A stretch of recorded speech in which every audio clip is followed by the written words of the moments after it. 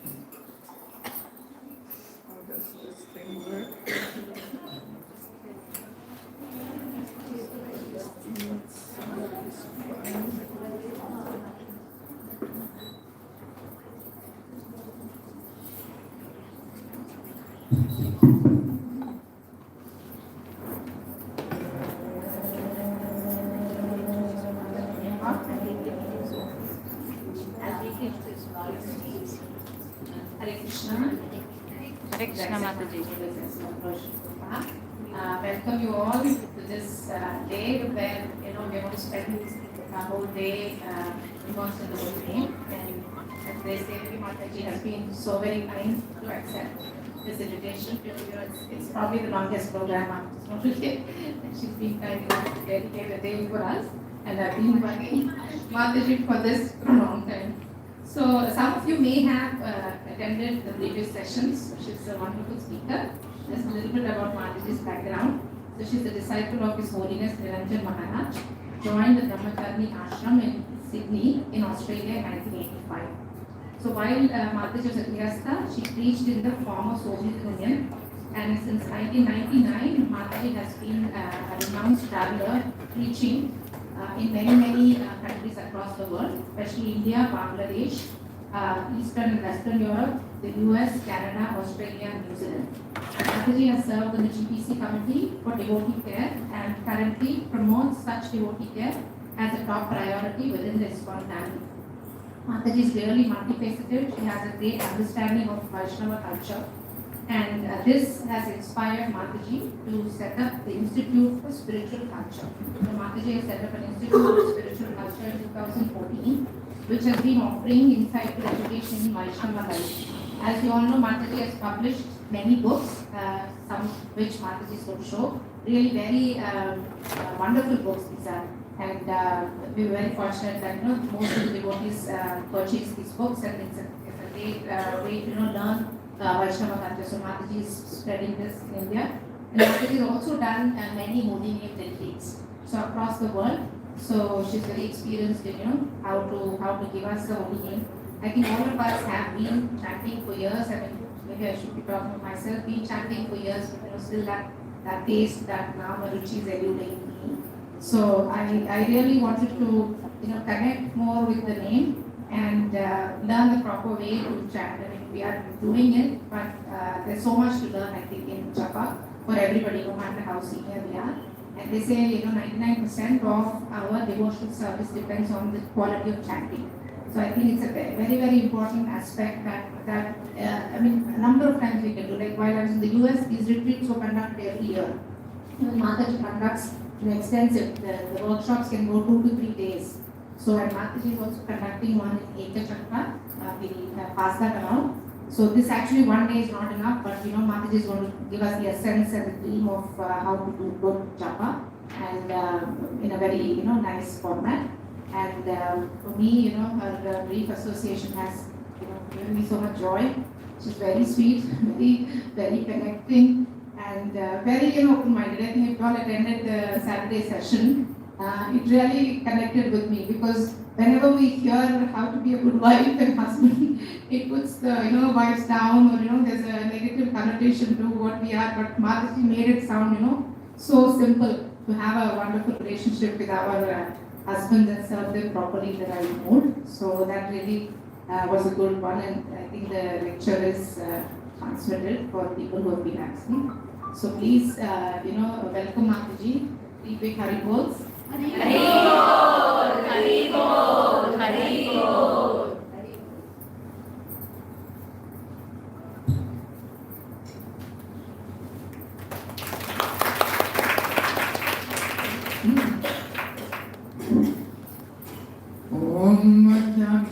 Dasi Chakshangalitam Jeta Tasmai Shri Chaitanya Kristam Sthapitam Bhutale Swayambhuprakamayam Krishnam Namo Vishnupada Krishna Krista Bhutale Srimate Bhaktivedanta Swami Namaste Saraswati Deve Gauravani Prajayane Nirvishesha Shriyavadi Prasakavati Sattvamadini Ashakapa Jirvisa Kipasini Vivacha Paditranam Bhavanidya Vaishnavendyo Namo Namaha Jai Shri Krishna Chaitanya Prabhu Nityananda Shri Advaita Gadadhara Srivasadi Gaura Bhaktavrinda Hare Krishna, Krishna Krishna, Hare Hare, Hare Rama, Rama Rama, Hare Hare. Yes, so to begin with, thank you very much for coming together, dedicating at least 3/4 of a day to the holy name in the middle of the week. So amazing. Yes, everybody understands English, is it? As someone, I would prefer if you ladies with your chairs, if you can also come a little closer. I'm a personalist. I like to connect with people. So see, what I usually do is I make a semicircle there in the back.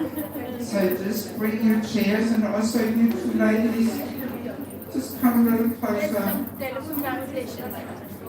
Or there is some Telugu translation. Okay, if there's translation, then you sit slightly there, a little further away. But those who don't need translation. ఈ session 10th లో కావాలంటే వెళ్ళండి. సుమన మాతాజీ దాన్ని translate చేస్తారు. మాతాజీ మీరు 10th లో కావాలా? మీరంతా సర్కిల్ ఫామ్ చేస్తే వెళ్ళండి. Just a few. All right, they can sit there. Okay, good.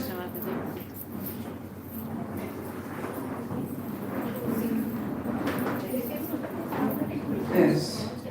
I also like to.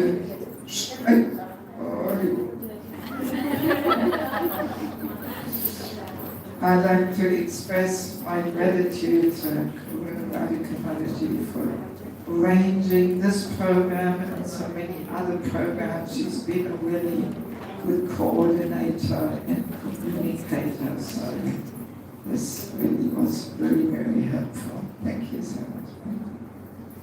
Yes, so topic is deepening our relationship with the Holy Name in Java as well as in Kirtan as well.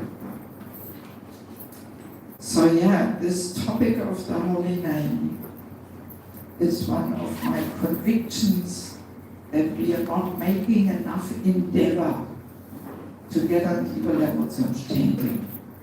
Very often we take this chanting very lightly, very cheaply, very externally, just somehow getting these rounds done out of the way, and our joy comes from, oh, thank God I finished my rounds, and not from chanting the Holy Name, right?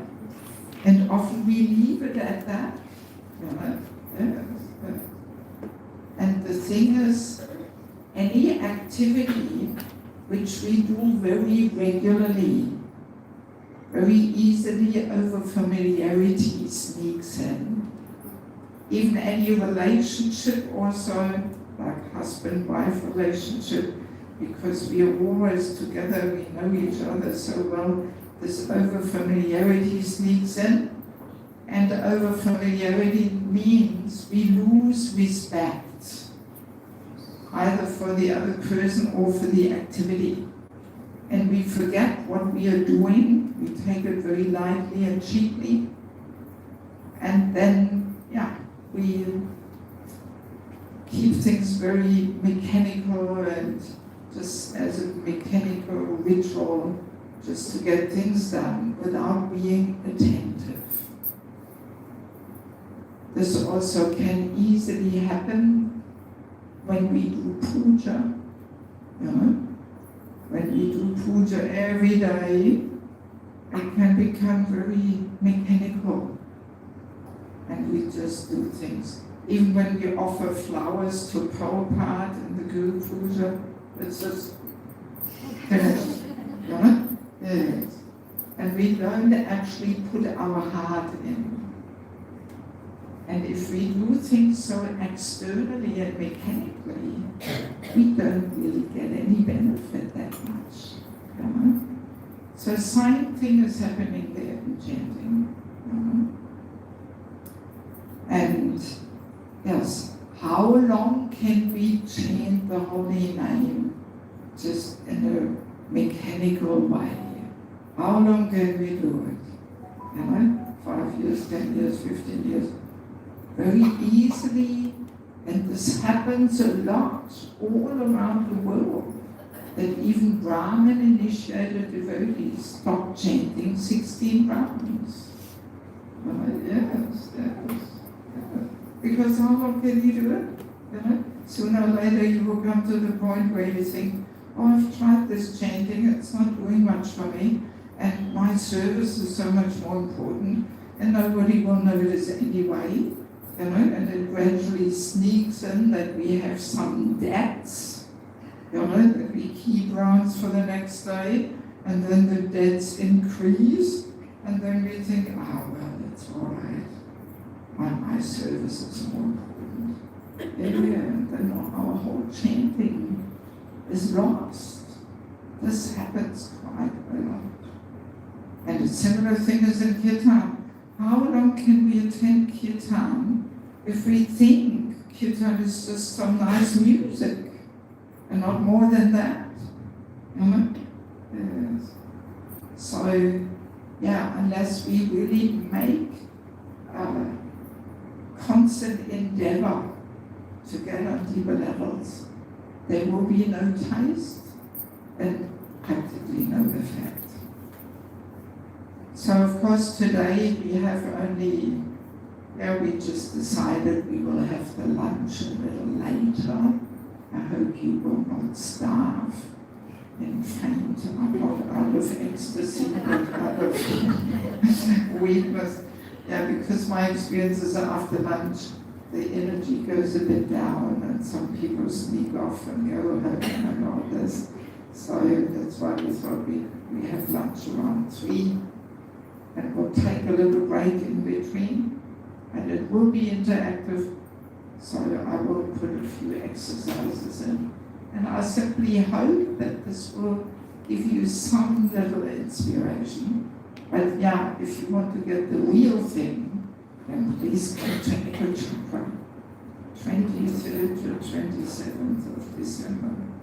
This is the really nice experience. I have a poster with me, so at the end you can take a photo and we have my website. Yeah, I mean, I'm not that I want to promote myself or something. I'm just a little tour guide here. The chief guest is Krishna in the form of the holy name, so Harinam. So it's not coming from me, but from Harinam. So yeah, but I have had many Prabhupada disciples at this retreat. Because Ego Chakra makes it attractive. Some people just think, let me just spend 4 days in Ego Chakra.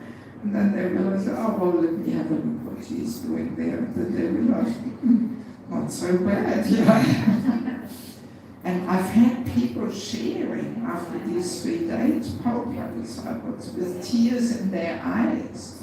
They were saying, I realize for the last 45 years, I have been doing something else. I have not been chanting the holy name. Yeah, such responses I get. That people almost fall a bit into a crisis when they realize, oh my God, that's what chanting is all about. It can be really a life-changing experience. And the main effect we get if we actually switch off the mobile phone and we go in seclusion.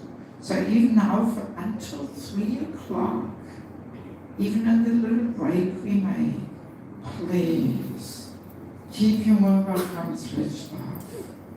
Everything can wait until 3 o'clock. That's how we really put the holy name into the center. That nothing is more important than the holy name, at least for a few hours. Because that's our disease, actually. That we always think there's so many more important things than the holy name. Yeah, I have these noises, switching off noises. Yes, just please switch it off and don't switch it on again in the little break. Keep it off. Everything can wait, Yes. I mean, even if when I conduct the holy name at Ego Chakra, I'm there with leaflets at my airport trying to capture people, And so often people say, 4 days, I don't have the time and this and that. I must say, that's the problem. That's really our disease, that we think so many other things are more important than the holy name. But as we maybe mentioned here, or maybe not, I can't remember, at the moment of death, all the things that are so important to us now, they have no significance. Absolutely none. Let's be clear in this. All our work, our family, this, that, bank balance, whatever we have there, our big plans, and curtain closes, show is over.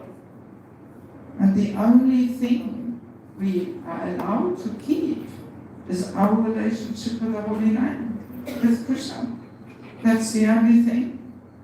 And very easily we will be lamenting, I blew it again. I put all this time and energy into things which are actually on the absolute platform. They have no significance. Yes, they're all part of the crazy circus either of the material life or the material world. But on the absolute platform of my relationship with Krishna, that's eternal reality. Yeah. Yes, and then we may be lamenting, oh, again, I put all my attention and energy in the wrong direction, and I did not invest enough into my relationship with the Holy Name. So anyway,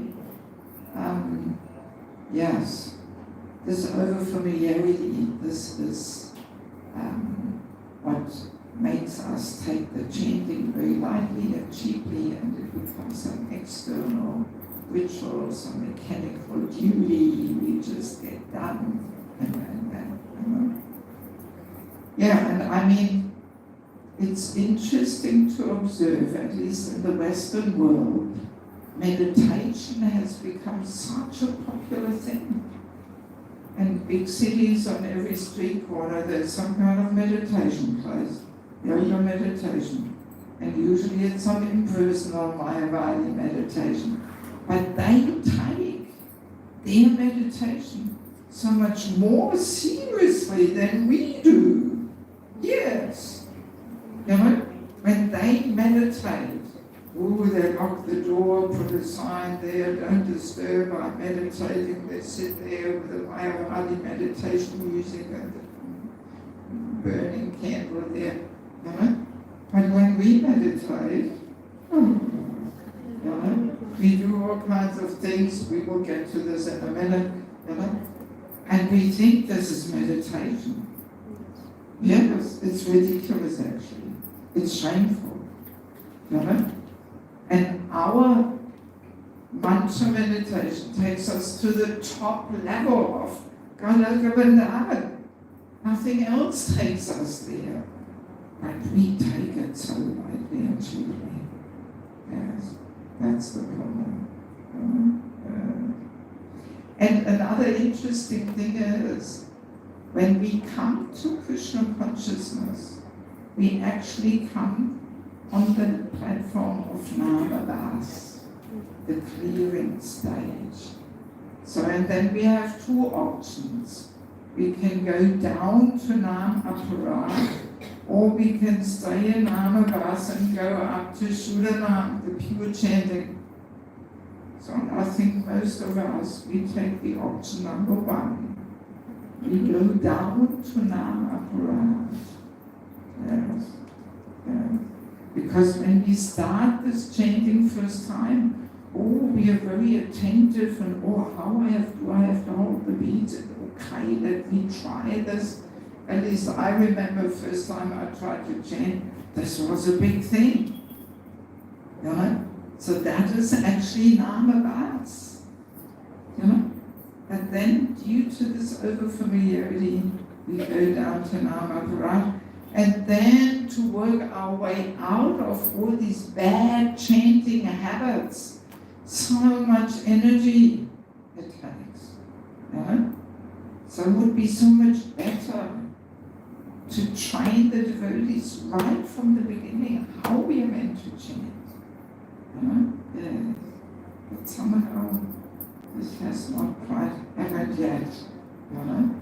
I even dare say, before people take initiation, they should attend some holy name retreat. It doesn't have to be mine. There's many other personalities who also conduct holy name retreats. That should actually be a must, because we always put so much emphasis on the numbers. How many rounds are you chanting? You know? But we don't put so much emphasis on the quality. You know? Yes. So, let us remember, I'm sure we have heard this all many times, that Krishna and the Holy Name are non-different. Right? But to actually realize this, not so easy. Yes. But it actually means that by chanting the holy name, we can get the same benefit as meeting Krishna face to face. Wow, amazing. This is amazing if you think about it, you know. That Krishna extends himself into the material world by giving us his holy name. And that is the main and foremost way how we reawaken this lost and forgotten relationship. Without that, no hope for us, actually. It's through the holy name. I mean, it's a very mysterious thing if you think about it more deeply, you know, what this chanting is. That it is actually my time with Krishna. Yes. Yeah. Meeting Krishna face to face. So just imagine we would advertise here. Today we can meet Krishna face to face. I'm sure every Hindu would be here, you know. Nobody would want to miss out. Yes. So, but of course it depends how we receive Krishna in form of the holy name. We imagine we invite our Guru Maharaj for lunch to our home, and then when he comes, we turn our back to him, we are busy with more important things, you know? Or we fall asleep when he comes. What a reception, you know? So, yes. Then obviously we can't even call this associating with Guru, you know, because we are ignoring him. And obviously we're not going to get much benefit from that. And most likely we will get some reactions, you know, because we receive him inattentively, disrespectfully, without service mood, and.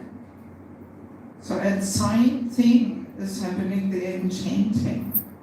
You know, we call upon Krishna to be present, but then we don't give him attention. So, and as we know, there's 10 offenses to chanting the holy name, and then there is an 11th offense, which is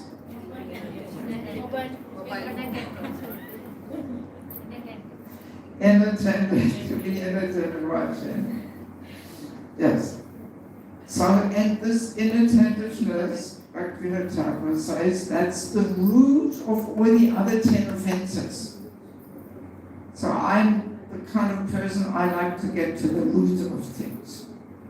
So even in a 3-day holy name retreat, I just explore that, what it means to be inattentive. You can talk 2-3 days about this. Yes. Because it's all deep topic. Yes. So, and here we have to summarize things a little bit. So the inattentiveness happens on 3 levels. On the level of the body, on the level of the mind, and what's the 3rd level?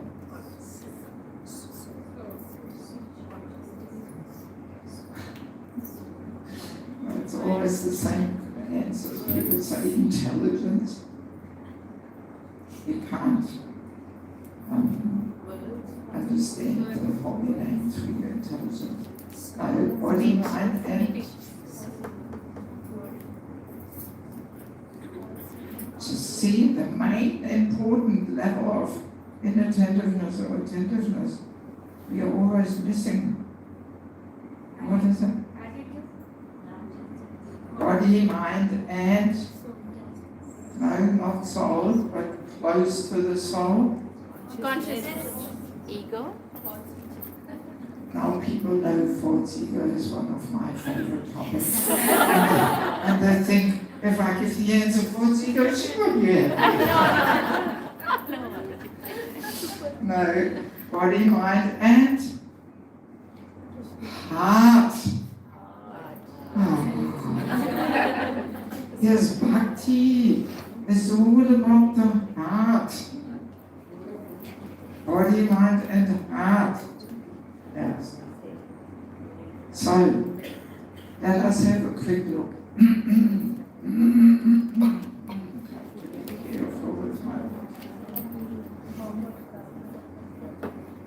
You need some hot water? I have. So, body, mind and heart. So let us have a look at these three levels of inattentiveness. What it means to be inattentive on these three levels. So let's go to the level of the body. Inattentive chanting on the level of the body. Meaning, chanting while doing what? What's our favorite ways of inattentive chanting? Checking mobile. Checking mobile, exactly.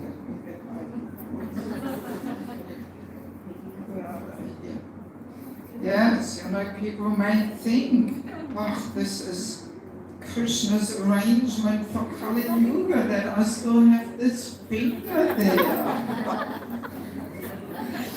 And I can scroll up and down and I can quickly answer messages and all this kind of thing. Yeah, mobile phone is the distraction number one. That's why I'm living without a mobile phone. I mentioned this already. I don't have one. Am I meeting somebody here for the first time, or have I met you? Yeah, just a few people.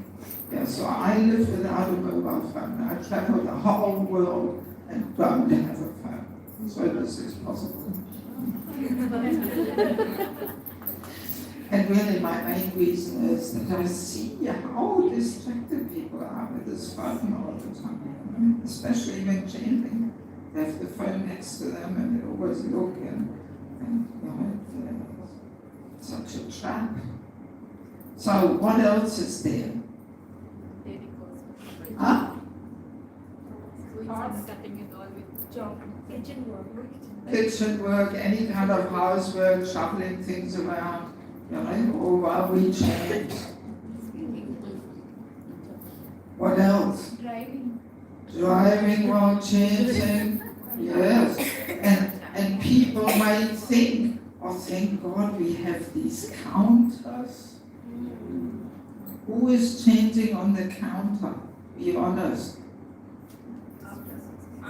After 16 rounds or half of when we go out. Okay. But the 16 rounds you chant without count. Okay. So that's already good. I mean, I would suggest to throw out your counter after the session. Throw it in the bin. Swaha. Yes. Because this counter chanting is actually nonsense. It's nonsense. If we can't chant on the beats, wrong time for chanting. And extra rounds, no need to count them. You can just chant extra. Otherwise, we easily cheat ourselves and say, oh, actually, I chanted already so many rounds on the way to work on the counter while I was driving. Yes. So no need to count. It's extra. Otherwise, we easily get mixed up there, Yes. I mean, I know one initiating spiritual master, I better don't tell his name. He even says this counter chanting is demoniac. Yes, because it really cultivates inattentive chanting.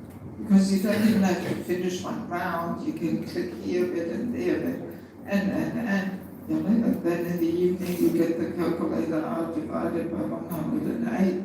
Oh, so many rounds I have chanted. No, not a good idea. I mean, I remember once I was in Ukraine, it actually was, preaching there. And there I always have to speak sentence by sentence translation. And while I was speaking, I heard this clicking noise. And I was looking, where is this coming from? The mechanical clickers that they click, I was looking. And I saw my translator while I was talking. she was clicking away there. That was her japa time.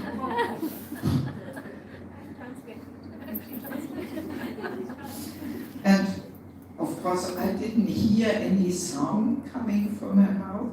She was chanting on the topmost level, on the level of the mind, like Haridas Thakur. Oh my God, so advanced. They're like, no, I mean, this is complete nonsense. But that's what this counters lead to, that they chant like this. My God. What other versions of inattentive chanting? Walking. Is walking considered distraction? It depends. I mean, Prabhupada was pacing up and down and chanting. Prabhupada was also going for morning walks chanting. But Prabhupada was firmly established in my relationship with Krishna. Nothing could distract him from that reality. That's the reality he lived in. But we are not there. Yes, so we easily get distracted. I mean, I don't want to say going for walks is in any situation inattentive. It depends really how much you feel connected, and you are connected. And some devotees may feel that being in nature helps me to think of the spiritual world. So, but if we go for walks in the mood of trying to pass this boring japa time in a more pleasant way, looking at the birds and the bees and the park and the trees, then obviously it's inattentive. But sometimes we can also, what I personally like to do when I'm long in one place and I find some nice area where I go in nature for a walk, I just find a spot in the forest where I just walk up and down. So there I'm not looking at the birds and the bees, but I'm just walking up and down. So then there's not that much distraction there for the mind. But if you go sightseeing, then that's the mood of passing the boring japa time in a more pleasing way. Even people sometimes they ask, or looking on the computer at the nice darshans. Well, it's a very subtle thing. If you look at one picture and you try in a prayerful mood call out to Krishna, fine. But if you just spend the boring japa time in a more entertaining way by looking at this darshan and that darshan and let's have a look at Vrindavan or Mayapur or New York, this, that, and then obviously this is entertainment there. Or once one Mataji was asking me, so if I look at the deities and I plan the next outfit, well, all right, we look at the deities, but we use the japa time as a plane making session here, Yes. So it is very subtle, very subtle. Yes. Another common thing is watching something on the screen, while chanting. Again, passing the boring japa time in a more entertaining way. By watching some YouTube thing, some Rath Yatra parade or whatever it may be, some purikama or whatever, Or what else do I have here on my list? Even chanting in public transport. I mean, we will have a japa exercise, which many devotees experience as a bit of an eye-opener. Yes. But chanting in public transport, we will realize after the japa exercise that this is most likely inattentive. Even though Prabhupada, he could chant on the plane, no problem, but as I was saying, He lives in that reality only. My relationship with Krishna. Prabhupada can change in any situation, you know. But yeah, I remember one devotee was telling me how he was chanting on the train, and he had people sitting in front of him. They were not devotees. So, and he was sitting there trying to hide the fact that he's chanting, having his hand in front of his mouth and just chanting. So then he heard the discussion amongst the people. One was saying to the other, "Oh, look at this little bag he has there. I wonder what is that?" And then the other one was saying, "Oh yes, see, and something is moving inside there." You know? And then the other one said, "Yes, and can you also, especially in the Western world, people have no clue what this chanting is." No? Yes. One devotee told me how he was chanting at the airport at the departure gate. And he was walking up and down chanting. They didn't let him on the plane. Yes, they thought he was, you know, psyching himself up for some suicide attack on the plane, that he would blow up the plane. And he was just praying and getting fired up. So he had to fly the next day. True story, they wouldn't let him on. Yeah. So I mean, in the Western world, people have no clue what this chanting is. So chanting in public can almost be dangerous. You know, it is. So people call the ambulance, think you have to be put in the psychiatric ward or something. You know, that's what people think. Yes. Yeah. Yes, so and then of course chanting while falling asleep. Oh my God, this is miserable life. What a way to receive Krishna, falling asleep. Saliva dripping out of your mouth. Yeah, that's terrible. Yeah, so all these versions, and I mean there's so many more there, you know, there's so many more there. But yeah, or going shopping, looking at the market, this, that, you know, so many ways. Even listening to kirtan or listening to a class, you know, often people are in the back of a class or kirtan, they chant, you know, so what is this? You know? So again, it's maximizing time. That's the mood behind it. So I've got these rounds left, but I do want to be in the kirtan, I do want to attend the class. Okay, let me just be in the back and I'll just finish them off. And then I can also hear the class of the kirtan. But we can only do one thing, you know, it's inattentive chanting. Or reading something while chanting, even if it is the Bhagavatam. Well, if we are Lord Brahma with 4 heads, then maybe we can do it. 1 head for reading, 1 head for chanting, you know.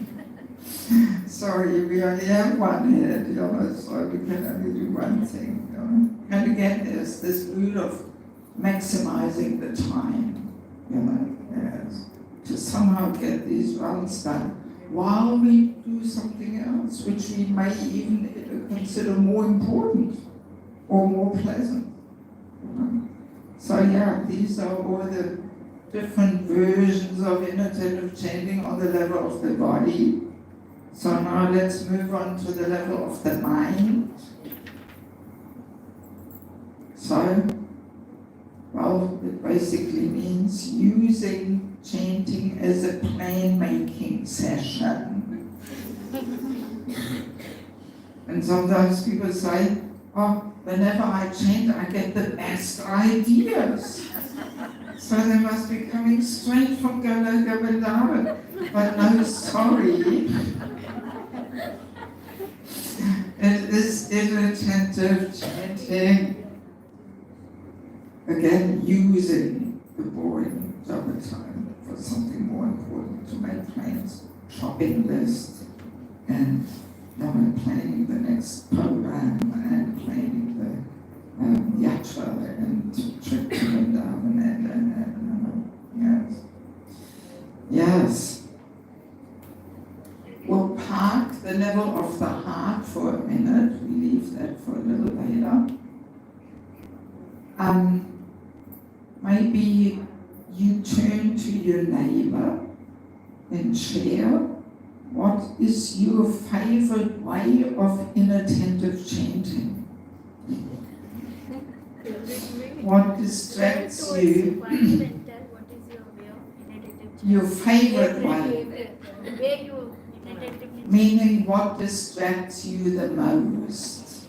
You know, what's your favorite way? Now she gets it. We discussed so many variations, so which one is your favorite one?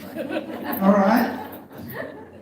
Just to become a little bit more conscious here of our bad chanting habits. Because unless we become conscious of them, there will be no inspiration to transform them and change them, right? So we first have to make the diagnosis here. Okay, so just 2 minutes. Turn to your neighbor, chant, share your favorite way of inattentive chanting.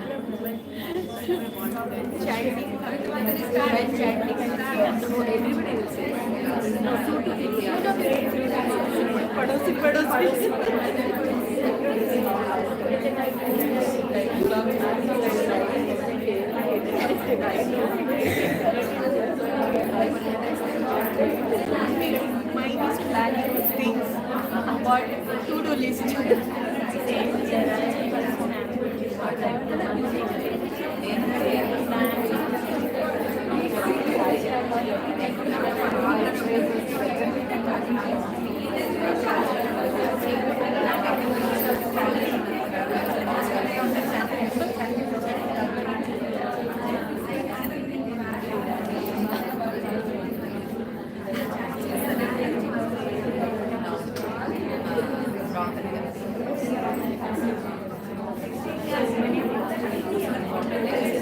Whatever my everything, sometimes not every same thing. Day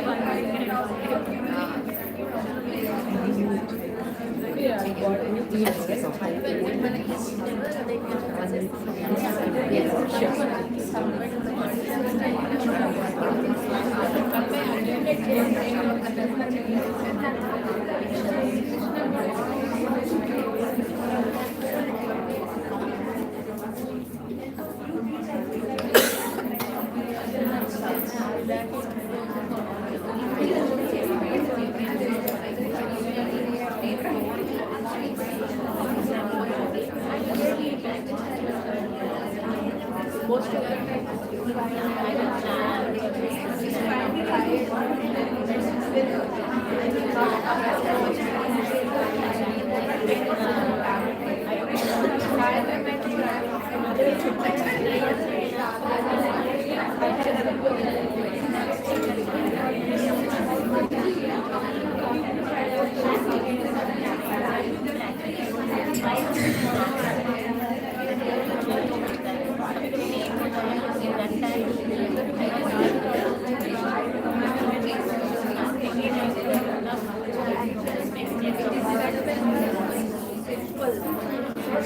Okay, good.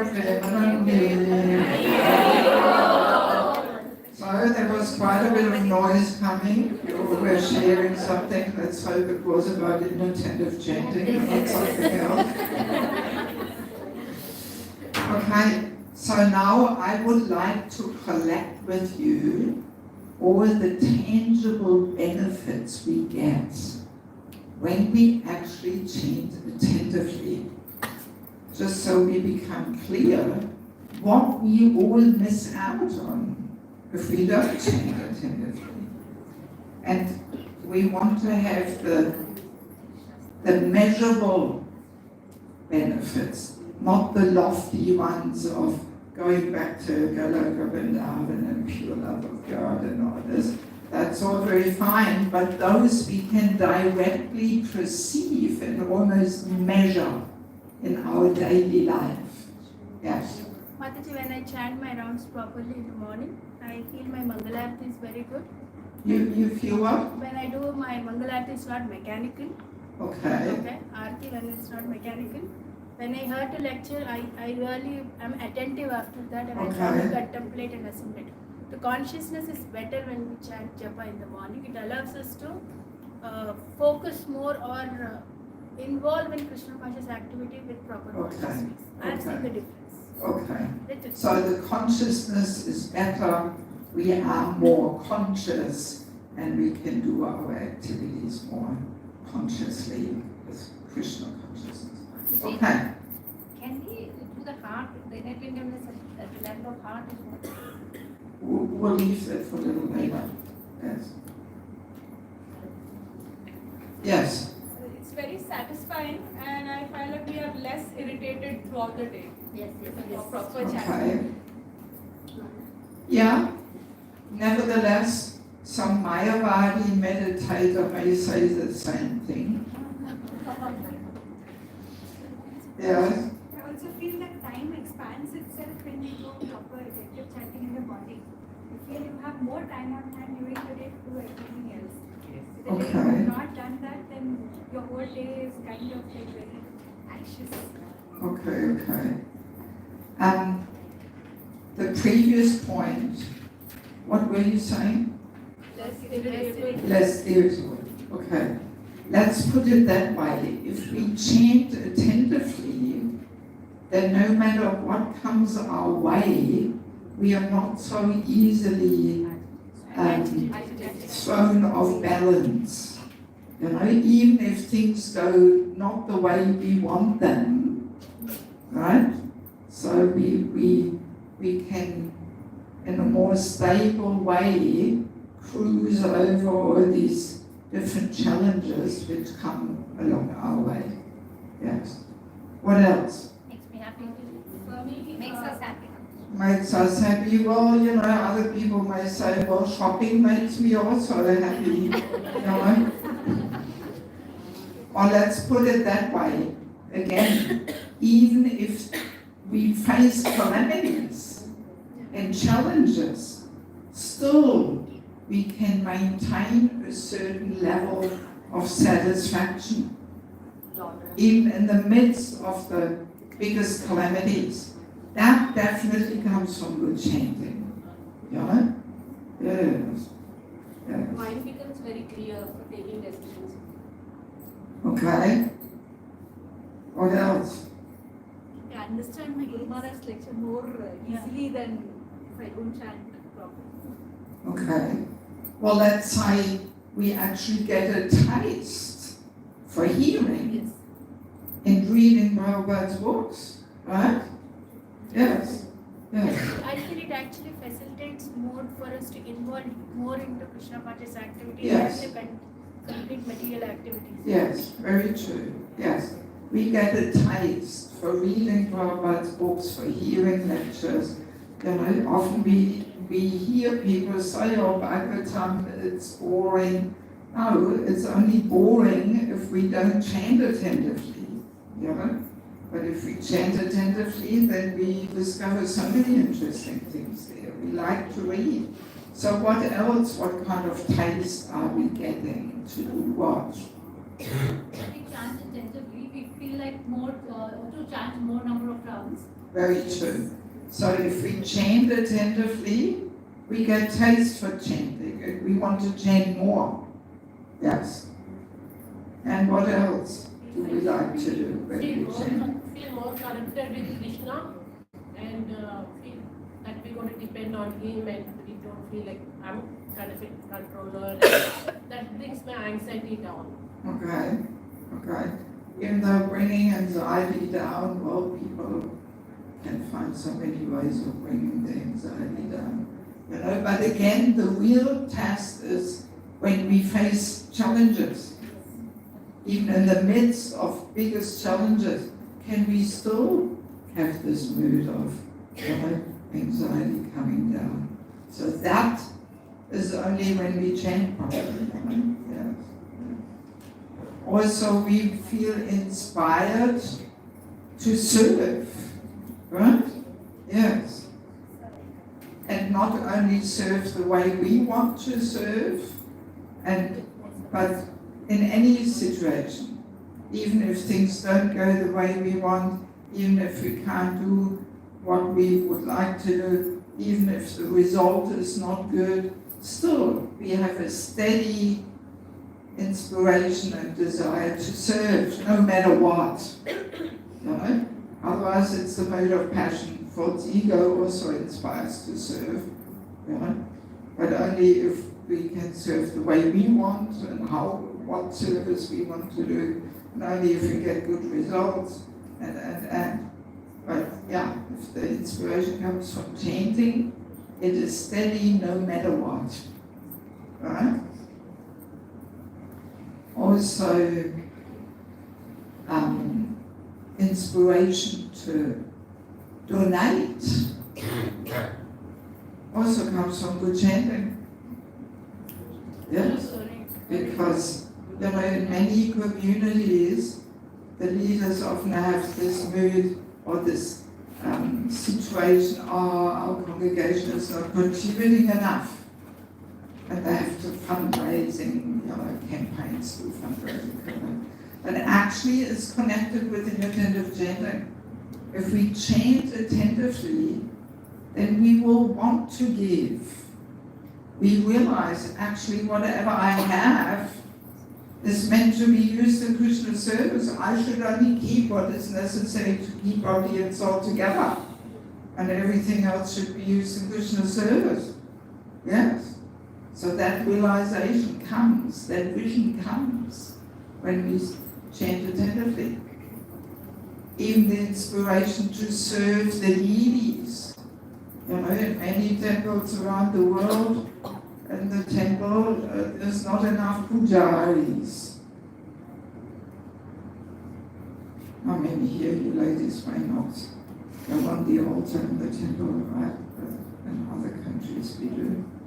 So, in practically every temple has this problem, not enough pujaris. Even though there's so many Brahmin initiated devotees there, but you ladies are cooking for the deities, right? Second initiates, right? In the temple, Abid's temple, the Matatis are cooking for the deities. Yes, ma'am. Yes. Second initiated, yes. So, the inspiration, you know, to cook for the deities, serve for the deities on the altar, this is connected to chanting. You know? Because when we chant attentively, we see more than just the wooden, marble, metal form on the altar.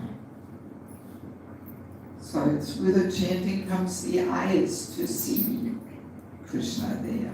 And then we will want to serve. Right? Then if somebody asks, oh, can you cook the breakfast tomorrow for their lordships? Yes, we will be jumping. We're not saying, oh, can't you ask somebody else? I'm busy with something else. You know, this is when we can't see Krishna there, actually. You know, and that vision to see the Lord comes from chanting. You know. So what else is there? I heard in a lecture from a senior devotee that by attentive chanting, Vaishnavas look like Vaishnavas. In the sense, we don't find fault in it. Okay. Yeah, well, we can make it a little broader. We can say through the chanting, attentive chanting, we see Maya's workings and we get realizations. Because realizations are actually given by Krishna. They don't just come from studying the books or something, but realizations come from Krishna. He reciprocates by giving realizations. So and he reciprocates to our mood of serving. Somebody did not switch off their phones. I think she came later. Mataji, we were saying everybody should switch off their phones until 3 o'clock. No, I'm making notes, Mother. I did not bring the books, so I'm writing the notes. But why is it ringing then? No, it's not mine. Oh, it was not yours. Okay, it was yours, sorry. Yeah, so please, all those who can later switch off your phone until 3 o'clock. Even in our little break, please don't switch it on. Everything can wait until 3 o'clock. Okay? Where was I? Realization is given by Okay, realization by given by Krishna. Yes. So Krishna reciprocates to our mood of serving, and chanting is part of serving. How we chant, how we serve. He gives realizations. Yes. There is still one really strong one, which nobody has mentioned yet. You're not the body. Huh? Inner satisfaction, bliss. Well, you know, as I said, for some people to go shopping also gives bliss. We are not the body. That's in the category of realizations. Character transformation. Huh? Character transformation. Character transformation. Anartha. Well, all these, you know, these self-development courses also promise that. Mataji, for me, I like ISKCON more and more. Okay. I have gratitude towards Srila Prabhupada and to Acharyas. Yes, also good. More There's- detached, feel more detached with the world actions. Now we're getting there. We lose our we lose our attraction to sense gratification. We lose taste for sense enjoyment. Sense enjoyment becomes a boring waste of time. So we can't fake that one for too long. Right? Yes, yes, yes. So it also means, you know, we really feel we want to use every minute in a meaningful way in Krishna consciousness. We don't want to waste time. You know? Yes. Yeah. Yeah, so all these wonderful results we get when we actually chant attentively, right? And we're just missing out so much when we chant inattentively, really completely missing out. Actually, there's a nice little analogy to illustrate what it means to chant inattentively. So most of you are driving something, right? Either car or scooter or something. So let's take the car. Let's imagine you sit in the car, you have your foot on the accelerator, boom, boom, boom, sounds really serious, but the gears are in neutral or in park if you have an automatic, you know? So you can sit there for 2 hours with closed eyes, boom, boom, boom, boom, boom, imagining you're going really fast. But then you open your eyes, oh, I haven't moved not an inch. I'm on the same spot. You know? It sounds really serious, but we're not getting anywhere. So that's exactly what inattentive chanting is like. It sounds so serious. Some noise is there, but we are not going anywhere because we are not connected. Yes. Yes. Yes. So this inattentive chanting we have to kick out of our lives. Yes. And the hard one is the main one. We'll keep that for a little later. Yeah. So now let's look quickly at some practical suggestions. How we can work our way out of inattentive chanting. Let us imagine we are deeply affected by this inattentiveness, chanting all our rounds on the way to work or while we're shuffling around things in the household or passing our boring japa time in a more pleasant way with all kinds of distractions and things. So what do we do? Obviously, I'm getting a little cold here. Can we switch this a little warmer maybe? How many degrees do you have? Yes, here I usually switch AC on 25, 26.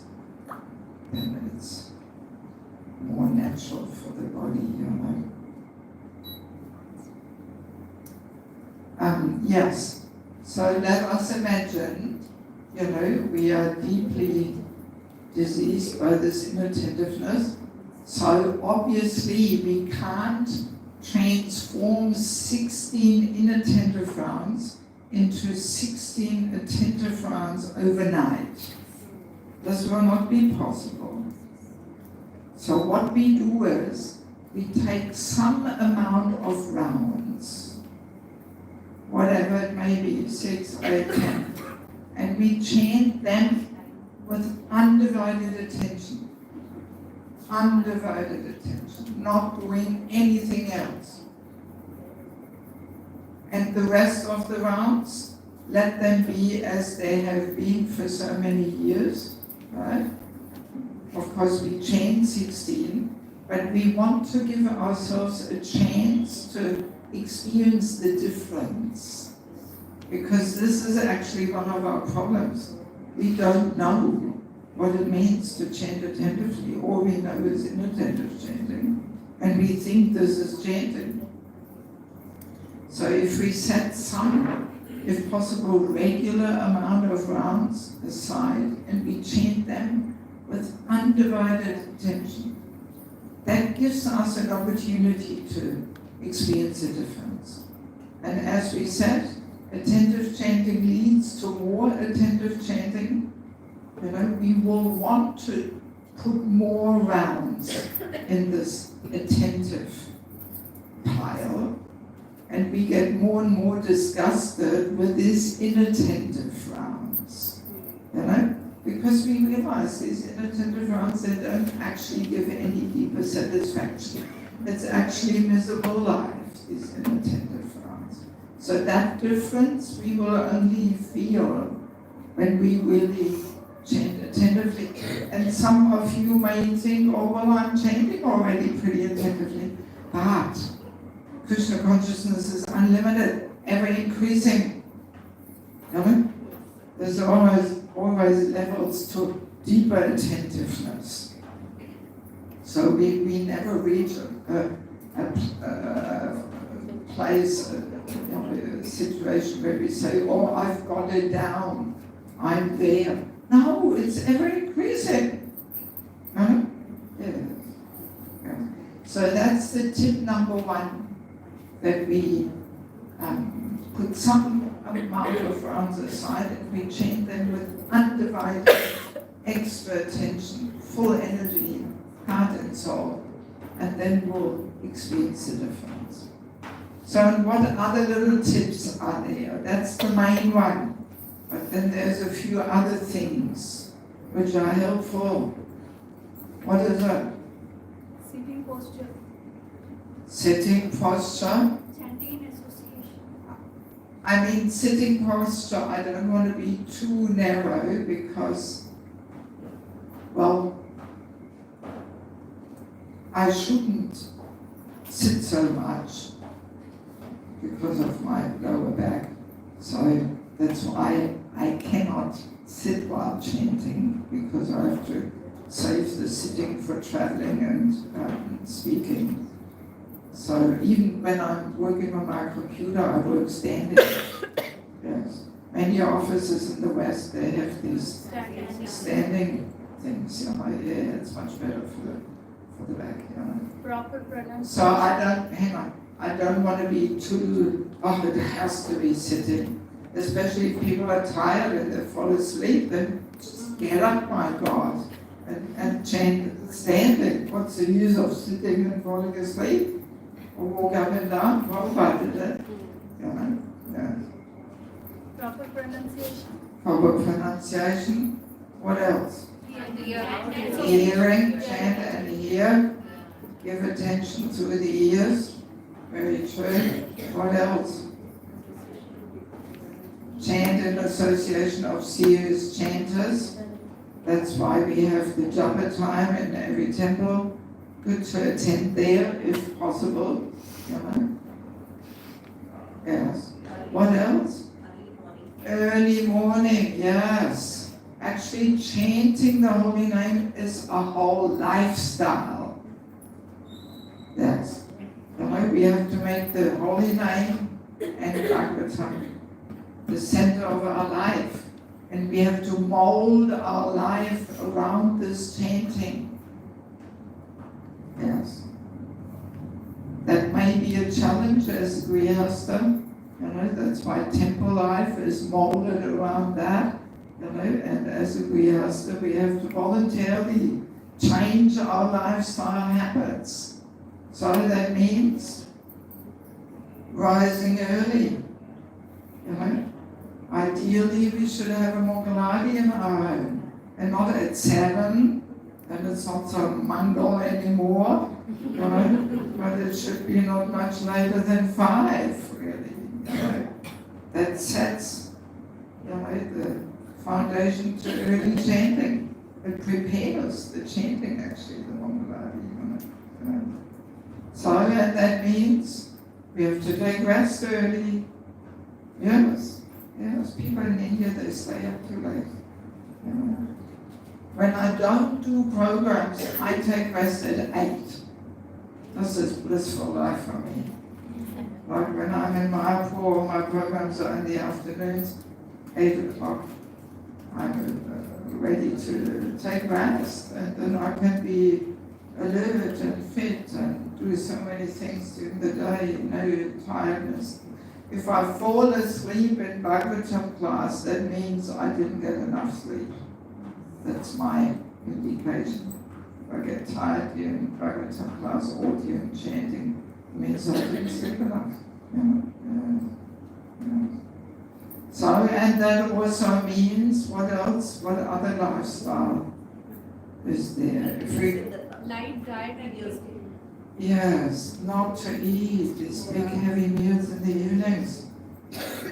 This is a real conditioning here in India. Oh, it took me about 10 years of changing things a little bit in Bangladesh. I mean, at least amongst the brahmacharis, that they don't have these big heavy meals at 9 o'clock in the evening. And then everybody falls asleep during japa, you know, I see it, you know. Yeah. So a serious sadhaka will only take 2 full meals, actually, breakfast and lunch. And in the evening, just a little snack, just a soup, some fruit, some cookie, hot milk, just something for the mind, and not too late, you know. Yeah. Because the digesting in the evening takes so much time, energy for the body. Yes, you wake up with a funny head, and you know, and it takes so much energy. And plus, we easily put on weight, you know, with the heavy eating at night, you know, because we burn up the energy. And plus, it's so unhealthy to lie down with a full stomach, because the stomach doesn't have a proper muscle there to close. And then the half-digested food goes up the food pipe, and the stomach is a higher acidity level than in the food pipe. So then you get all these acidity problems and ulcers and all this stuff. Ayurvedically, we should not eat any grains after 5 o'clock. Yeah, so no good plates of rice there late at night. You know, this is completely against some. And the holy name and retreat in Eka Chakra, we serve muri and milk in the evenings, or milk and cookies. That's it. Not because we want to save money, but because we want to help people to change their lifestyle habits. So we have to show to Krishna what is more important to me.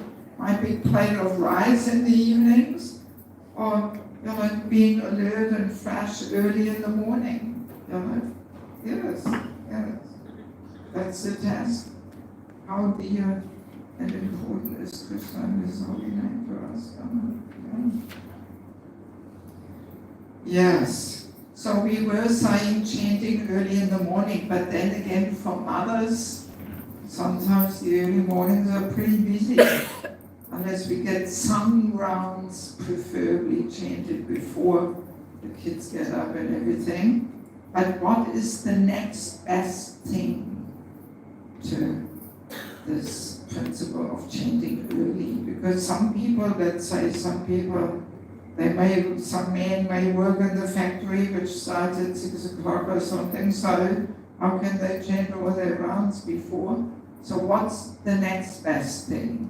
Chant all your 16 rounds at a time, at a stretch, instead of having it in installments. Yeah, but if you have work at 6 o'clock in the morning, you might just not be able to do this. So what is the next best thing? Before lunch. Before lunch. The principle, not the detail.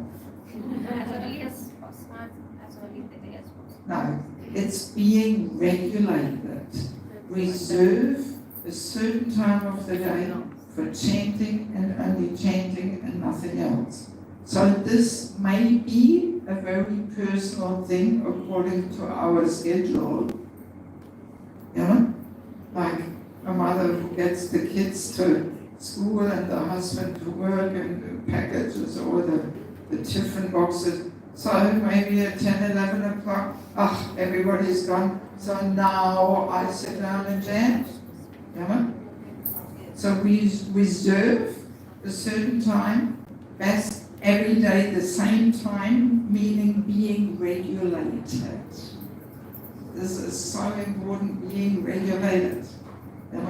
Not sometimes this time, sometimes that time, and regulation keeps the mind under control. Yes. So being regulated. And Prabhupada himself was saying during his Grihastha life, he had the schedule of 4 rounds early in the morning, 4 before breakfast, 4 before lunch, 4 before dinner. So that worked for him. And he was saying, if you chant, if you don't eat unless you chanted your rounds, you will chant them.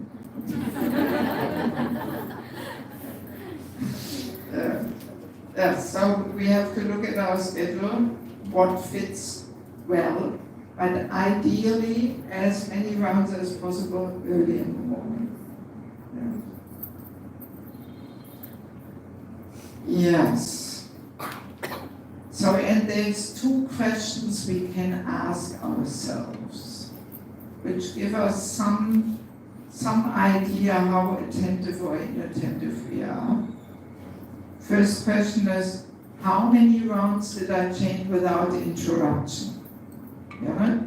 Is it 1 round here, half a round there, another one here? Or is it 10 rounds without interruption and maybe the others here and there? Or 12 rounds without interruption? So that obviously gives some indication that the more rounds we chant without interruption, the more chance is there for attentiveness, but it's not a guarantee. We can just chant 16 rounds and use all that time as a playmaking session. So it's not a guarantee, but it gives us some indication how important we take the chanting.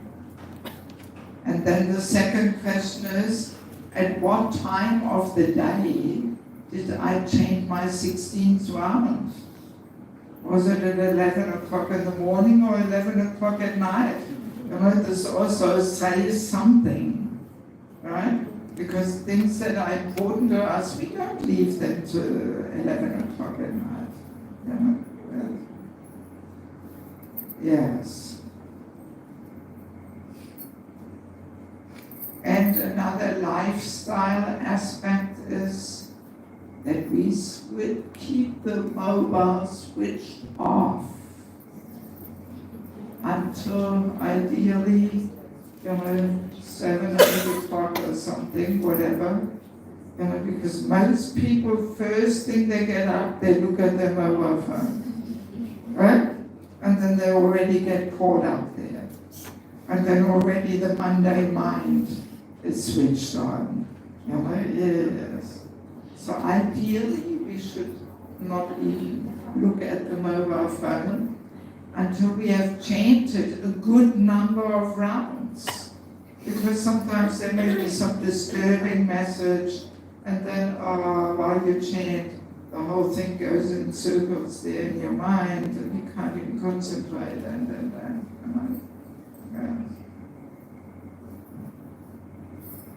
Yes. Also, another good tip.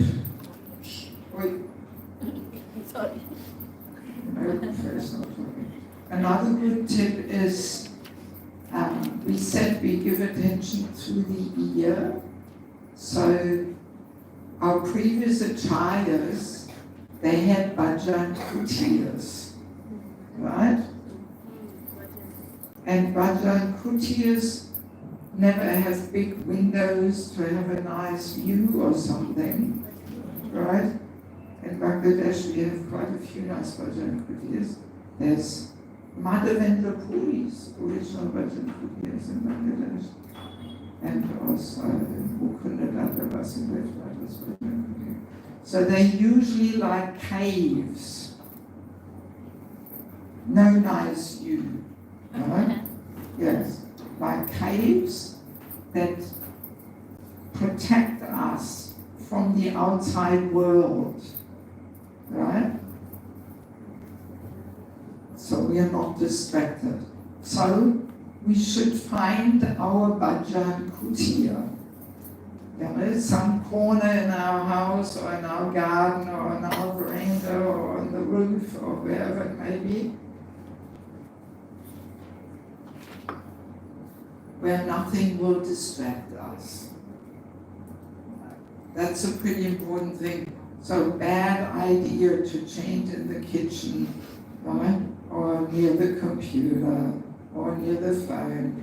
Best to go somewhere in front of your altar, a little temple room if you have.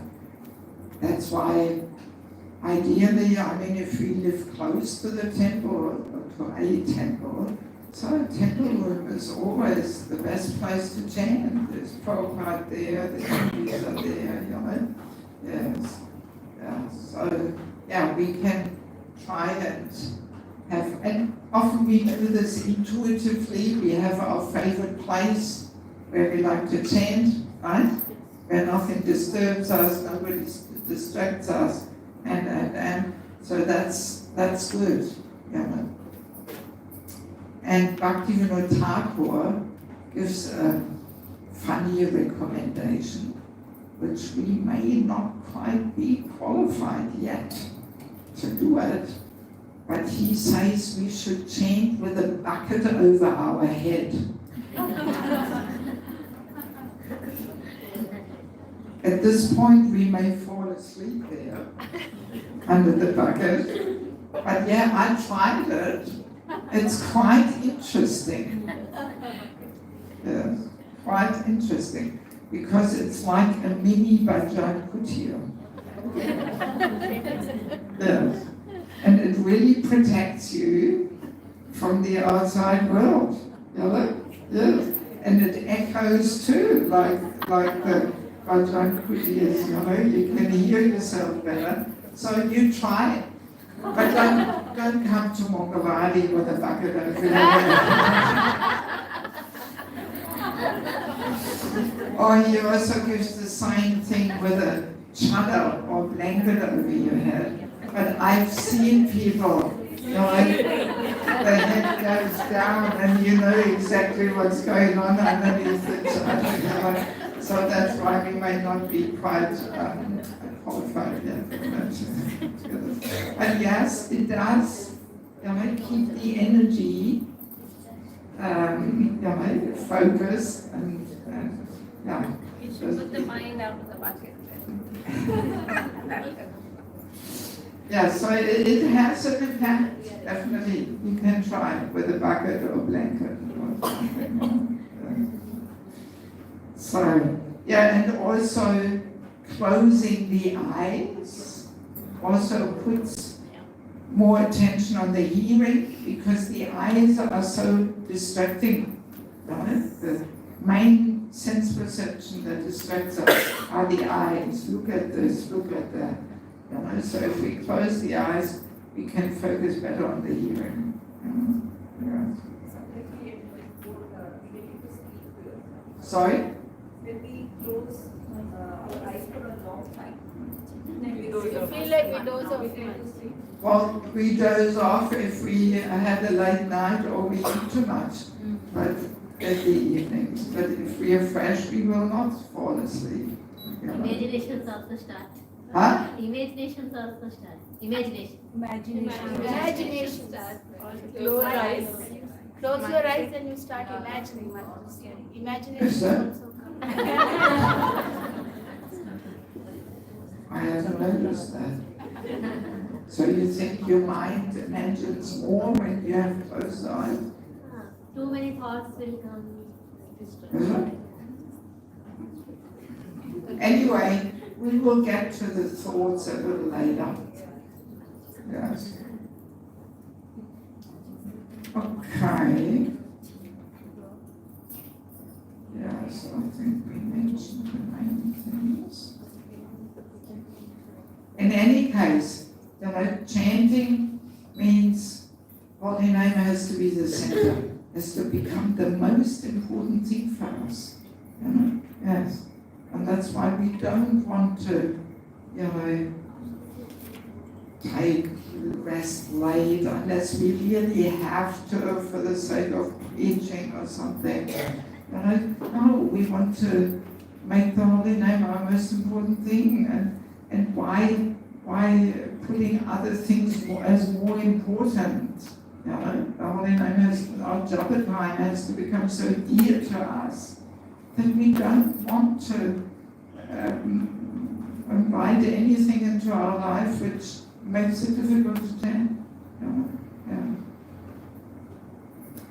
Yeah, so now it's 12:10. I'm thinking.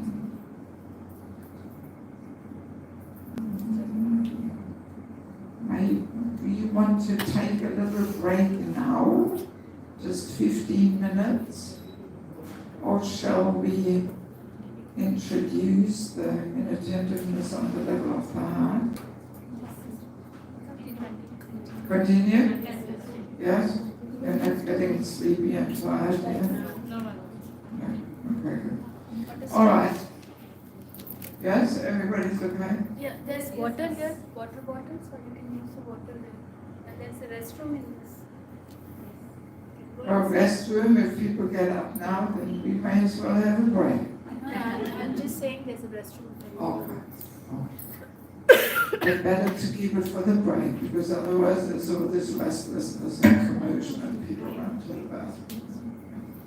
All right, so now let us go to the inattentiveness on the level of the heart, which is the most crucial one, because after all, the chanting is meant to transform the heart. And if the heart is not involved, then there will be no transformation. And by the way, this is not only in the chanting, it's actually in all services we may be doing. There is these 3 levels of attentiveness. But even hearing, we should be attentive on the level of the body, not doing other things, on the level of the mind, and on the level of the heart means that there is no indifference, that there is some greed. We want to hear, we want to capture something. Then we are attentive on the level of the heart. Or if we do some other service, let's say we cook, we serve with heart and soul, do our very best. Then the heart is involved. So that kind of service mood will very quickly generate bhakti. That's why Krishna says, sadhana kiriyatama, yatanta sadhata, always chanting my glories, endeavoring with great determination. So this is almost one of the most important keys for developing bhakti. Whatever we may be doing, we have to endeavor with great determination. That's what it means that the heart is involved. If we really endeavor, we give our very best to please Krishna and his devotees. Yes. So, but if we just serve with bare minimum, just giving 5 or 10% of our energy, that kind of service mood will not generate bhakti because the heart is not really involved. Or even in hearing, if we are not attentive, there's not this greed there, this inquisitiveness in the heart, then the words go in one ear out the other ear, bypassing the heart. And then there's no transformation in the heart. Yes. So attentiveness on the level of the heart is important in any service we do, not only in chanting.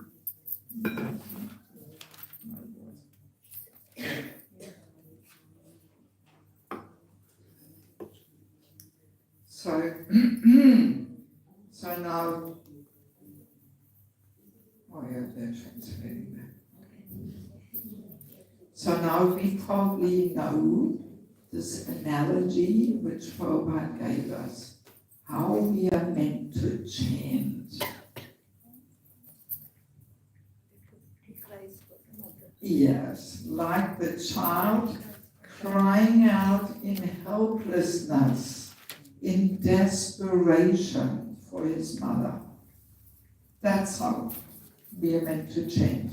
But are we chanting like that? No, that's the problem. Yes, that's what it means to be attentive on the level of the heart.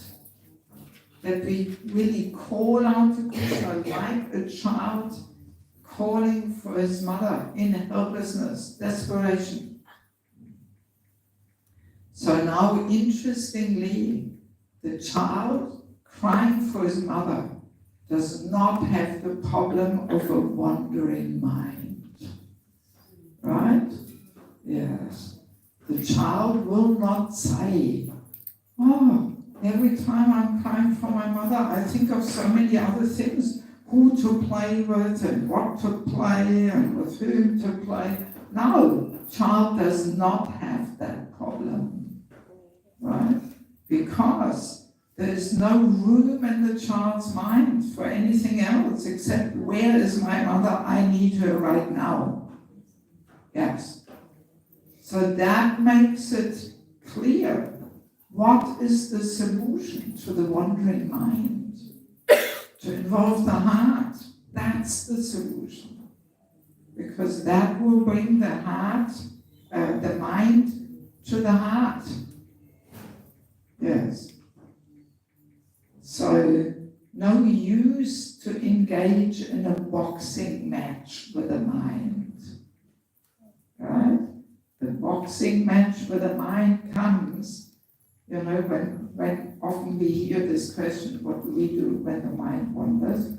And the answer is, pull it back in here, pull it back in here. Well, this is a good start, but it's not everything. Because if we don't involve the heart, then we easily end up in the boxing match with the mind.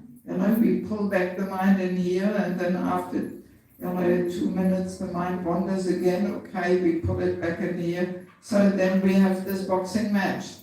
That's not going to get us anywhere. We have to involve the heart. That's the secret. Yes. So, sometimes people have all kinds of things trying to control their attention, their mind, and focus the attention, having some mantra card, staring on that. I'm doubtful that this is getting us there, because it's all about the heart. Yes, we have to involve the heart. We have to scratch together some feeling of hopelessness, calling out in desperation. Yes, that's what will deepen our chanting, to involve the heart, because it's all about the heart. So this analogy of this child is actually very profound. Yes. So why is it so difficult for us to feel helpless and cry out? Why is it so difficult? And if you talk all at once, I can't hear you. Maybe we should go to the system at school and you lift your finger and say yes. Because of the false ego that we have. Yes, this time the false ego was the right answer. Exactly. Because we think we are so good and we've got it all down, and yes, we're doing really well and we've got life under control and exactly. Yes, the pride.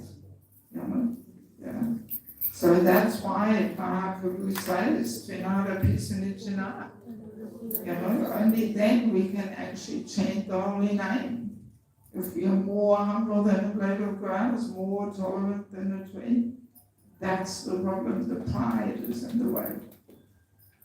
Actually, that's what inspired me to give more attention to the false ego topic.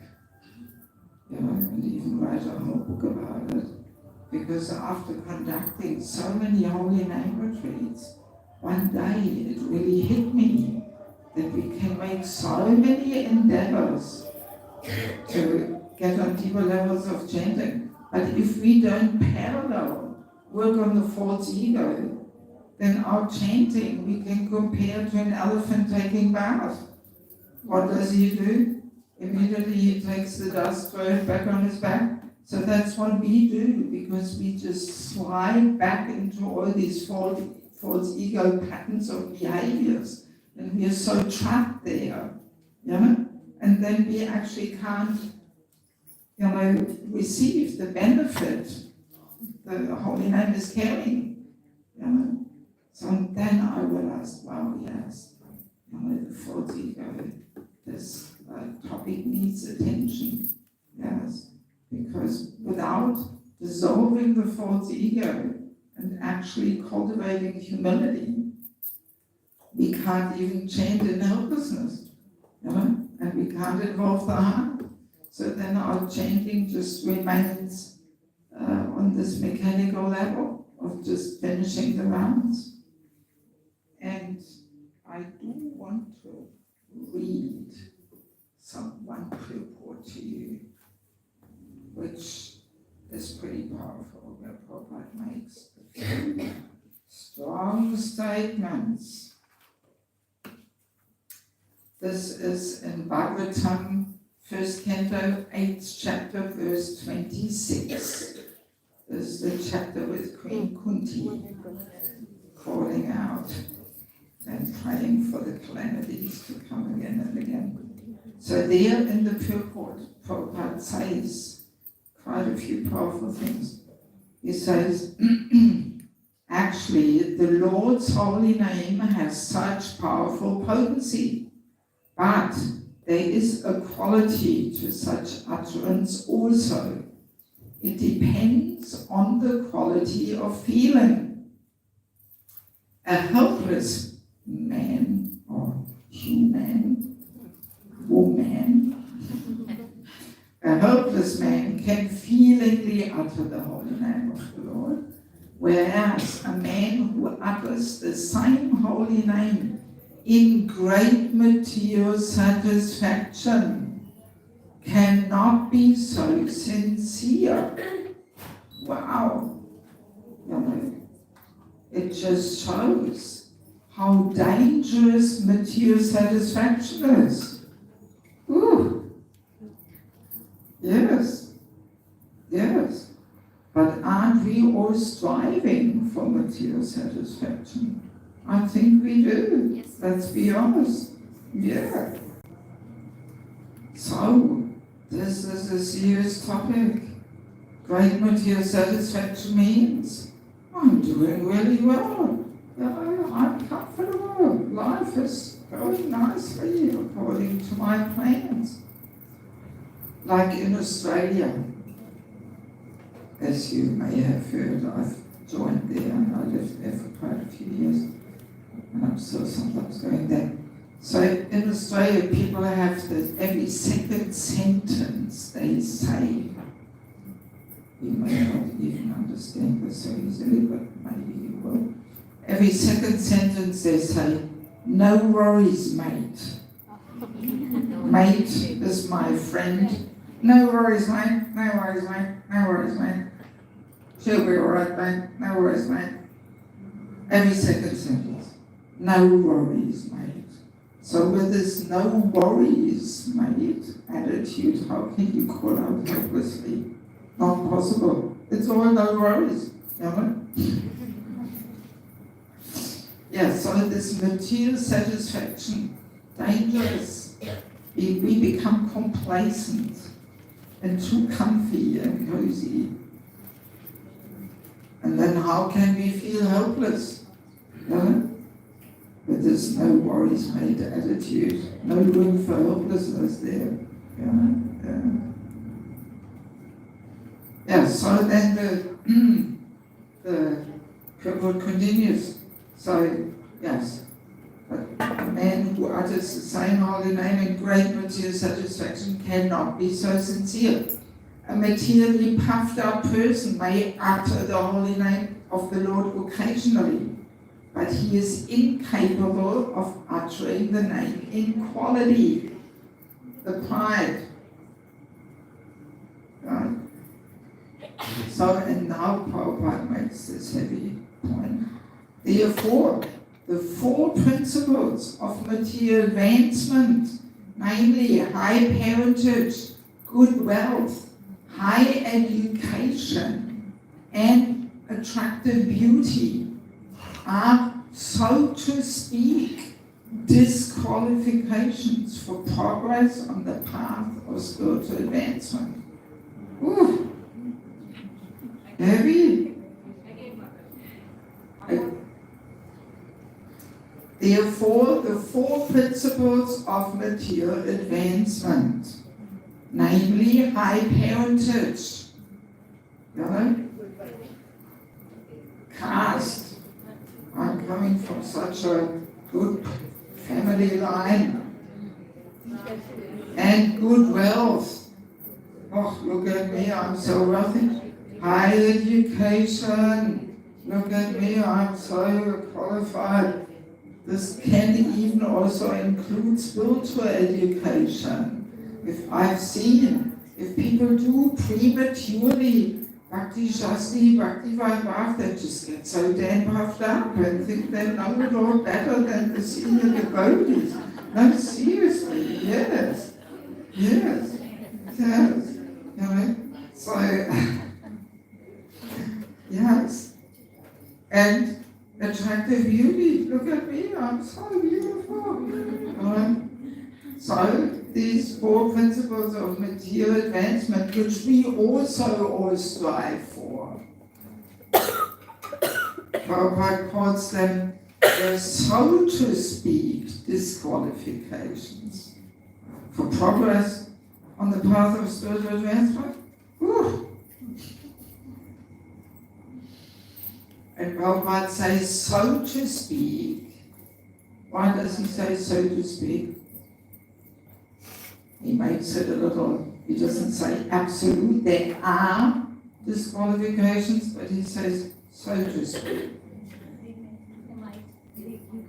Use them in Krishna service. Yeah, we can use them in Krishna service, and also a person who actually is a little more mature and advanced knows that all these opulences come from Krishna anyway, they are not mine. And Krishna can take them away at any time, and often he does. You know? But as a rule, as soon as we have some little opulence, we immediately get proud. And then if we are proud, how can we call out helpless? We think we are so good. That's the problem. Yes. So this pride is really getting in our way. Yeah, so we should keep this in the back of our mind, and yeah, I mean, we can say, if our main goal in life is material advancement, then already the focus is somewhere else. Sorry to say, then Krishna consciousness just becomes a sideline there, I mean, it's a whole big topic. That's why Prabhupada gives us another lifestyle principle. There's simple living, right thinking. Yes, but often, we are not so keen for the simple living. We want to have flashy living. Yes, flashy living, low thinking. Yeah, because if we keep our life more simple, then there's also less issues on the mind. We need a certain level of peace of mind to change. But if our life becomes too complicated and too many ambitions and big plans and this and that, then there's not enough peace of mind there, and we're just too distracted with other goals. So, to go back to God, not such a cheap thing, not such a cheap thing. Well, that's why Queen Kunti says, we have to be materially exhausted. Materially exhausted, what does that mean? No money, no money. Huh? After trying for all the material endeavors, we realize that no matter how much we try, we don't get the satisfaction. So having everything still feeling, still not having that satisfaction happens. Yes. Yes, so material exhaustion means we come to the point where we say, I've had enough. I tried this way, that way, this way, that way to be happy. And every time I fall again on my nose, maybe there's something else, Not this material satisfaction. This doesn't give us the satisfaction the soul's hankering for. So we have to become materially exhausted. That we are satisfied with simple life, just enough to keep body and soul together. And then we can really make bhakti our goal of life. Yes. Yeah. So we have to really practically demonstrate what is most important to us. Is our comfortable lifestyle, our material satisfaction more important? And we put all our endeavors in that way? Or are we happy to just keep it more simple? Keep life more simple? Yeah, actually I discussed that in all detail in the Family Life as an Ashram Secrets of Success book. What it means, simple living and all this. Pretty important topics for our cultivation of All right, so let me see if we have any questions so far. At least now we introduced the chanting of the attentiveness on the level of the heart. So I would say we have a little question answer session now, and then we'll take a break. And then after the break we get more into what it means to be attentive on the level of the heart. Then we do our japa exercise and all that. So are there any questions about what we discussed so far? said that when we feel miserable, we are able to chant well. Did I say that? I think maybe not the exact words like that. But when we are helpless, Helpless. when we are very helpless, we really chant well. But hang on, let me just make this point. Spiritual helplessness is not equal to material helplessness. So spiritual helplessness does not mean we feel miserable. There were a couple of situations where we felt like that, and we chanted really well, but I dare not pray for those situations again. So how do we practice that helplessness while we are not really so helpless otherwise?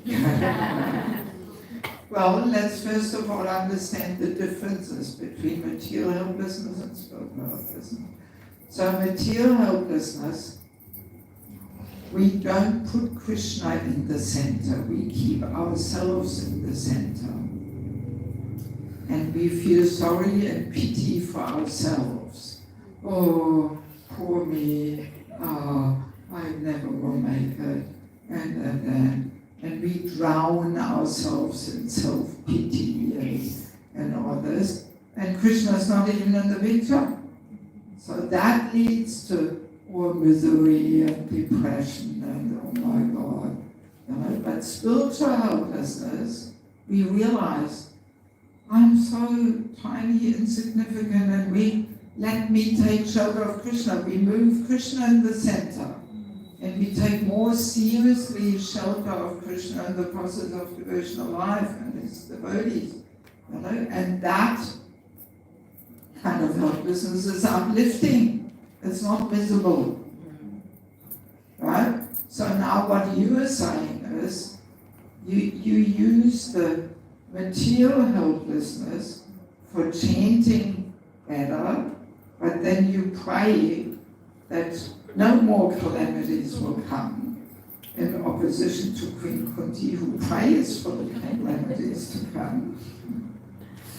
Well, so that simply means we still hang on to the hope and plan of having a nice, comfortable life in this material world. And we use the chanting for that. That we actually think the chanting is some kind of fruitive activity, that if I chant, then Krishna will be happy and I get some blessings in form of material happiness. But that's not what the chanting is meant for.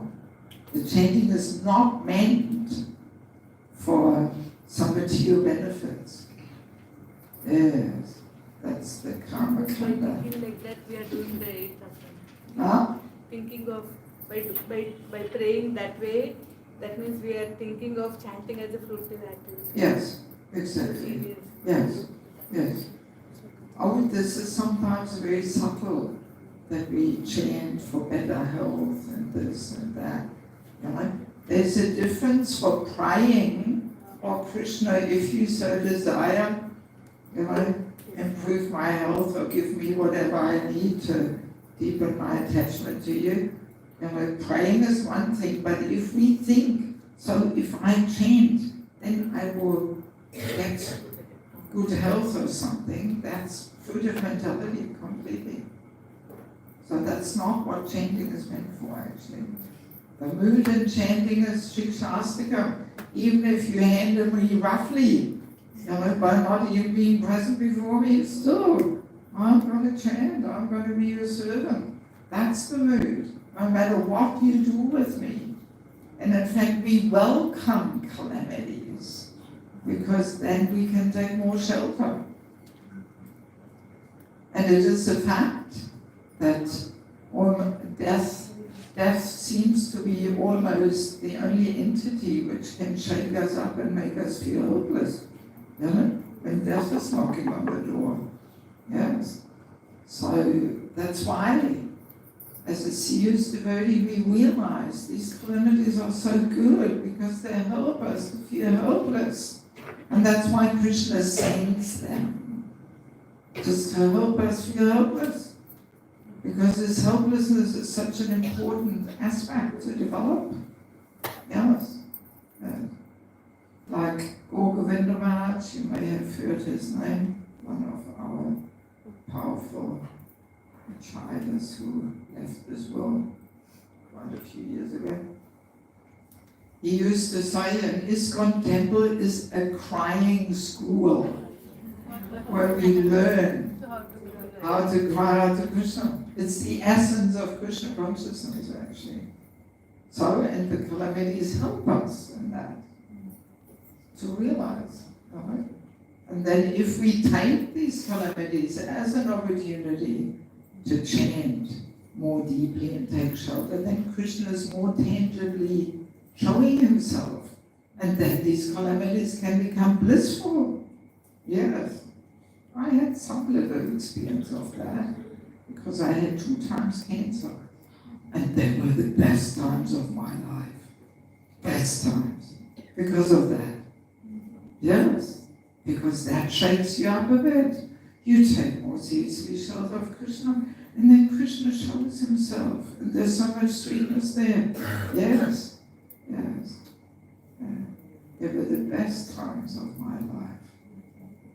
Definitely. And those times have really transformed my spiritual practice. Yes. Yes, so we as devotees, we welcome these calamities. Yes. Yes. Okay, what else? Sometimes, as you said, crying out for Krishna, but sometimes we are so caught up, we can't differentiate whether we are crying actually in helplessness for Krishna or because of our material situation. Well, at least we cry out and we hopefully turn to Krishna, and that will gradually purify our heart. I mean, like the devotees in Ukraine, I've been preaching there for over 20 years. Wow, they're heroes. I'm always amazed how they accept the situation and what amazing realizations they share, how that really deepens their spiritual life. Because if the bomb is raining from the sky, you've only got Krishna, nobody else. Yes, and they go out and book distribution, prasadam distribution, really, it's quite amazing. I met quite a few devotees in Mayapur. They just came for a month. They went back. No, I have my non-other programs. I have guided all these devotees. I'm going back to Kiev. I thought they're staying in Mayapur to save their skin, but no, they're going back and they preach. Yeah. Quite amazing. So that's what it means to be Krishna conscious, and all these calamities. We just welcome them to take shelter. So, to teach us that's why Krishna sends us in calamities. Even Prabhupada was saying, in the war the churches are full, everybody runs to the church and prays, and then when the war is over, nobody goes to the church anymore. So we may have a similar thing, so while we suffer, we pray, and then the suffering's gone. Oh, great, so now it's over. I can relax again, Yes. Any other question? Yes. Mataji, in extension to both the Mataji's questions, it's a follow-up. Might maybe use the mic also for our online audience. Hare Krishna Mataji. Thank you so much for the wonderful session. My question is follow-up to both the Mataji's questions. That's about calamities. You were mentioning that as devotees we should be welcoming calamities. But what if the consciousness is so down that one gets into lamentation or guilt trips? Krishna, I still want to serve you, especially in case of health conditions. Things aren't getting better, and I have to accept, like I can't pay away since I have a problem with my back for the past 2.5 years. So that thing is gone. So it's like, what is it that I'm able to do at home or in the temple I'm unable to pay obeisances? This is my practical difficulty. Nothing is helping me out as such. So I get into a mode that I really do not know how much help I have and how much time I have. So well, that should be the impetus to take shelter, become more serious. Nobody knows how much time we have, not only you. You know? but I get complacent in praying at times. So I'm like, anyway, things are going to remain the same. So the material thing goes on. So what is it that I'm supposed to do? I mean, bad back so you can't pay obeisances. My God, there's worse things than that, I would say. No? Much worse. There's much more to come. Much more to come. So, I mean, if that already throws us out of balance, you know, well, yeah, we have to learn to take shelter. But also to cultivate taking shelter of Krishna, of the holy name, we have to take shelter of a counselor. We start practicing taking shelter of by cultivating sheltering relationships. Not guru. Guru is too far away. I'm hearing somebody saying guru there. No, guru is too far away. Counselor, mentor. You know? Yes. Somebody on a more regular basis who helps us to balance our practice, who shows us what we have to adjust, who corrects us, you know, if we have such a person in our life. Because often we can't see, as long as we have material desires and attachments, we can't see where we stand. We need a more experienced devotee, who is our dear most well-wishing friend, who can let us know where we have to adjust things, no matter how long we've been in Krishna consciousness. By the way, Bharat Maharaj in the Bhagavatam, that was his problem. He didn't have a mentor, a counselor. That's why he fell down, because he didn't have anybody to say, hey, it's enough with it, dear. You're getting carried away here. Go back to your sadhana. So even on the level of bhava, where we feel transcendental emotions, they can turn back into material attachments to a deer. You know? Yes. So it doesn't matter who we are, on which level of advancement we are. We need a counselor. And that person can also help us see what we have to adjust to really move forward step by step. We ourselves often can't, because we are stuck in the situation and our vision is clouded by our attachments. You know? So, counselor can solve so many things by helping us see what we have to adjust. You know? What else? Hare Krishna Mataji, thank you so much. For some people, it is like the day starts with Mangalarti, they cook for the Lord and they take the Mahaprasad and all. So for some other people, when the head of the family is not a Krishna consciousness, so the wife has to do some services which are not pleasing to Krishna. Right? So what should be the mood at that time of doing those kind of services? So that is my question. We're getting a little off the topic, but nevertheless. Well, we do these things in the mood of serving the husband, to give him a chance to also make some steps towards Krishna. You know? Because if we don't do them, if we don't compromise, then this will make him unfavorable. Yes. And then we are blocking his chances to also become purified and develop some attraction for Krishna consciousness. So we simply do them in the mood of serving, compassion, you know, yes. Thank you. So even if the husband, for example, wants non-veg, I usually tell people to cook it. Yes. Yes, because if the wife says no, sorry, usually the husband wants to see, am I the boss in the house? Does he do what I want? Or is there some other boss now, some guru, some Prabhupada, who says what's to be done? So that will not make him favorable. But if you have the mood, okay, my dear husband, very difficult for me to cook meat, but for you, I'm ready to do anything. There's a good chance that after a few weeks, he doesn't even want any meat anymore. Yes, very often it's a power game. Husband wants to see if the wife does what he wants. Okay, thank you so much. Okay.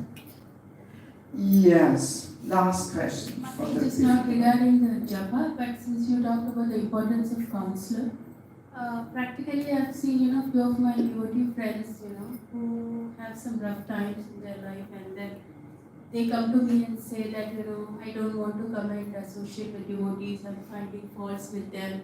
Rather, I will, most few of them are initiated, they say that, I listen to my Guru Maharaj lectures, I don't want to attend satsangs. And then they say that, I'll chant my japa. But how do we convince them? It's in the association we have to get rectified, in the association we have to progress.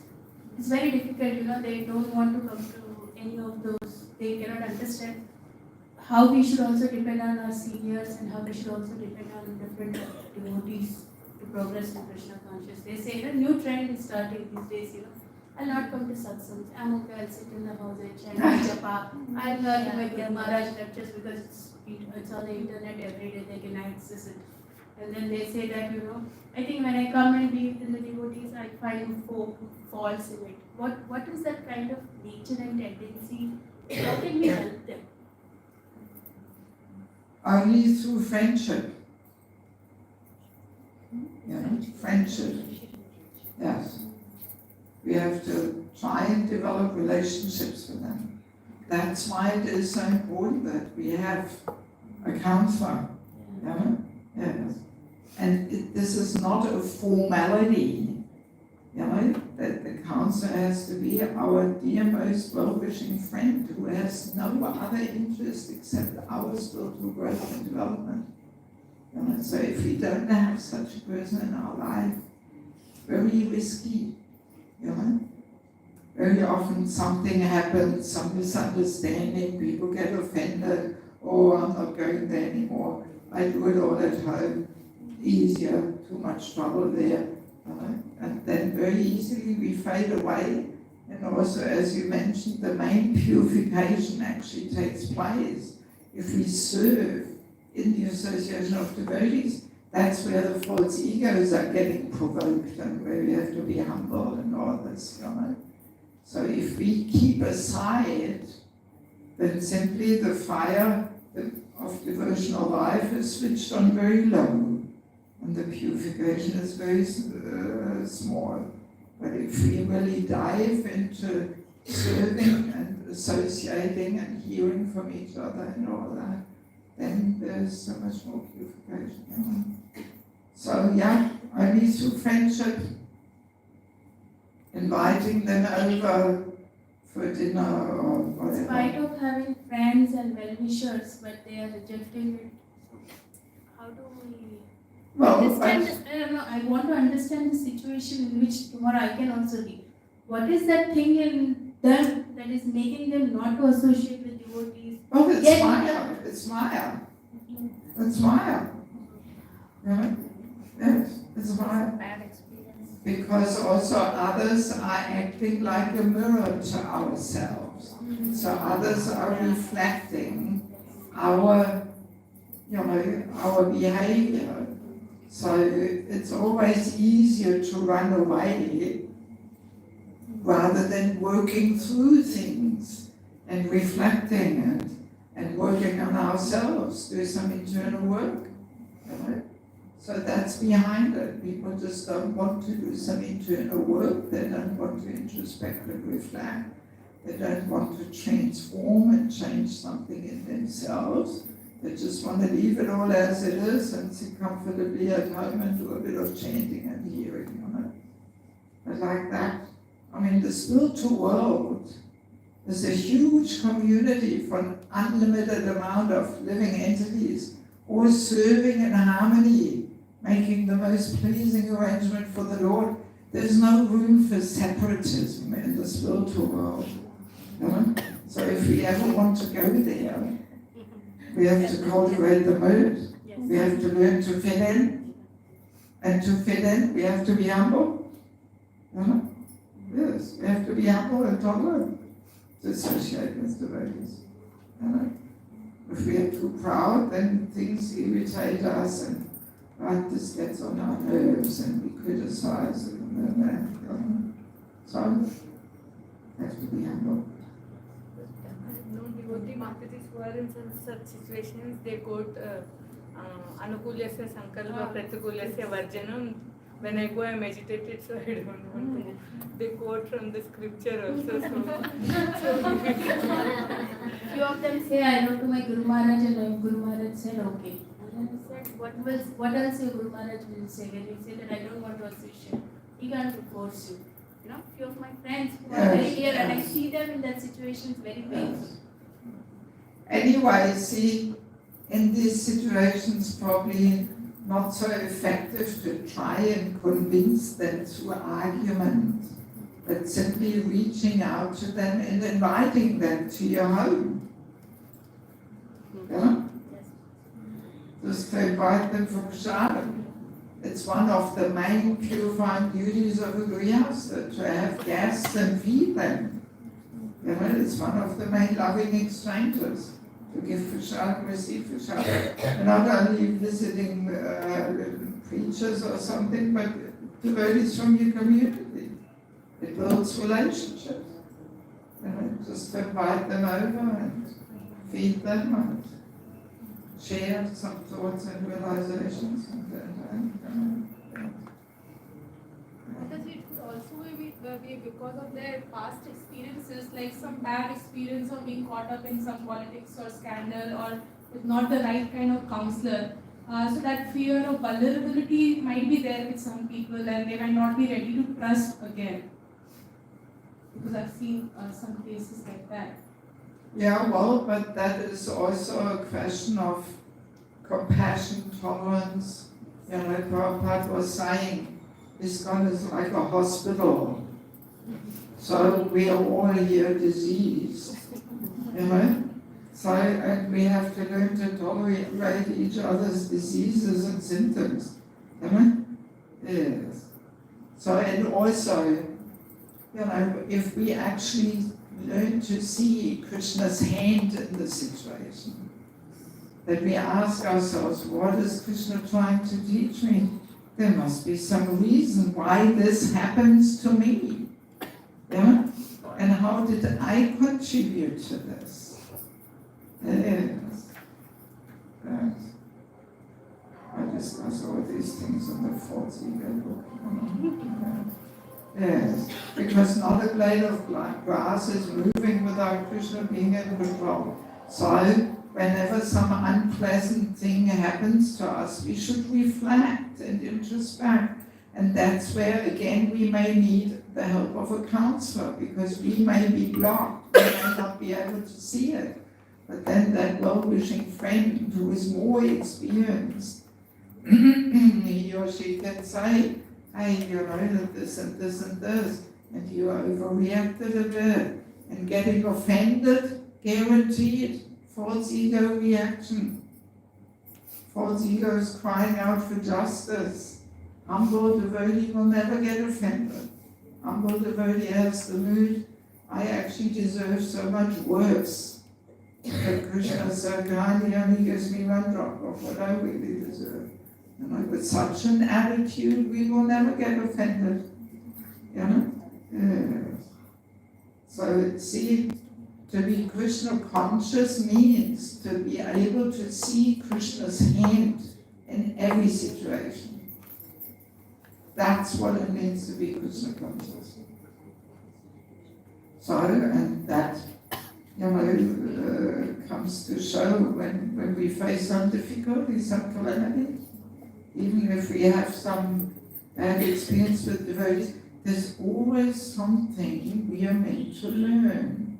There's always something how we have contributed also to this situation, Yeah. And that requires introspection and reflection to see that, Yeah. All right, time is really going. I do maybe quickly take this opportunity to one more time remind you that today is the last chance to get some books. And then we make a 15-minute break, toilet, grocery, whatever, or books. And then we'll have the main session. This was just setting the scene here, the foundation. So then after the break, so please nobody should leave now, because then you're missing out on the japa exercise and another exercise and all this, Okay, so no talking. We were talking about the books. Well, let me talk about Spiritual culture, Krishna's divine system. This book is all about women. Actually, every woman should read this. And I'm not saying it because it's my book, but there's so much important information in it about the power of the feminine Shakti, how we women are meant to be the power of inspiration to the man, and all these traditional values like chastity, shyness, they were more deeply explained. Yes. So if you have teenage girls, this would be good if they read this. Also for yourselves, very helpful for married life. Yes, it has saved quite a few marriages. People write me these messages, oh, this book really saves their marriage. Yes. But it's not only a book for men, for women. Many temples use this book as a handbook for brahmachari training. Yes, so that they know what is the position of women. Here, Puni Chaupadi, the brahmacharis told me that they use this book. Yes, right. Because in the Bhagavatam are so many strong statements about women, right? And we have to understand them more deeply. In the Western world, it has come to the point that people almost commit offenses to Prabhupada because they don't understand these statements, and they come up with all these ideas that Prabhupada created a movement which suppresses and abuses women and all this. It's very painful to hear. So we have to have that faith in Prabhupada, that there's a good reason why he puts all these statements in the Bhagavatam. It's not that they're not valid for the modern days or something. So here you get some insights, why Prabhupada says these things. That's why it's important for the men too, for the preachers. All these questions, are women less intelligent and all this? It's all in the book there. So then we have sheltering relationships. That's about the importance of having a counselor. There's a whole chapter of the qualities we have to serve as a counselor.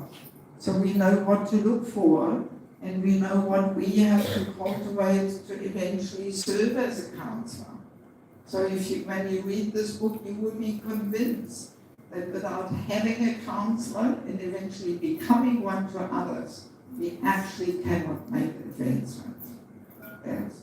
There's also a whole chapter on envy in it, how envy manifests to its seniors equals juniors, the topic we had in Avid's temple for the girls program. So it's in that book. Culture of correcting others, culture of respect, so many important things, Then we have the false ego, our constant companion and troublemaker. Try to speak for itself. Oh, yes, as I said, We can't even get anywhere in our chanting if we don't parallel work on our false egos. And it's all practical application. When we get offended, when we can't forget and forgive, when we keep the grudges, it's all false ego stuff. Yes, there's a lot of helpful things in it. And there's a whole chapter on chanting the holy name, much more than what we can discuss here. Because the chanting is very instrumental in dissolving the false ego, but we have to chant with the right mood and quality of feeling. And how to chant in kirtan so we don't feed and lose our egos. So many things in there. Then we have entering the Grihasthashram.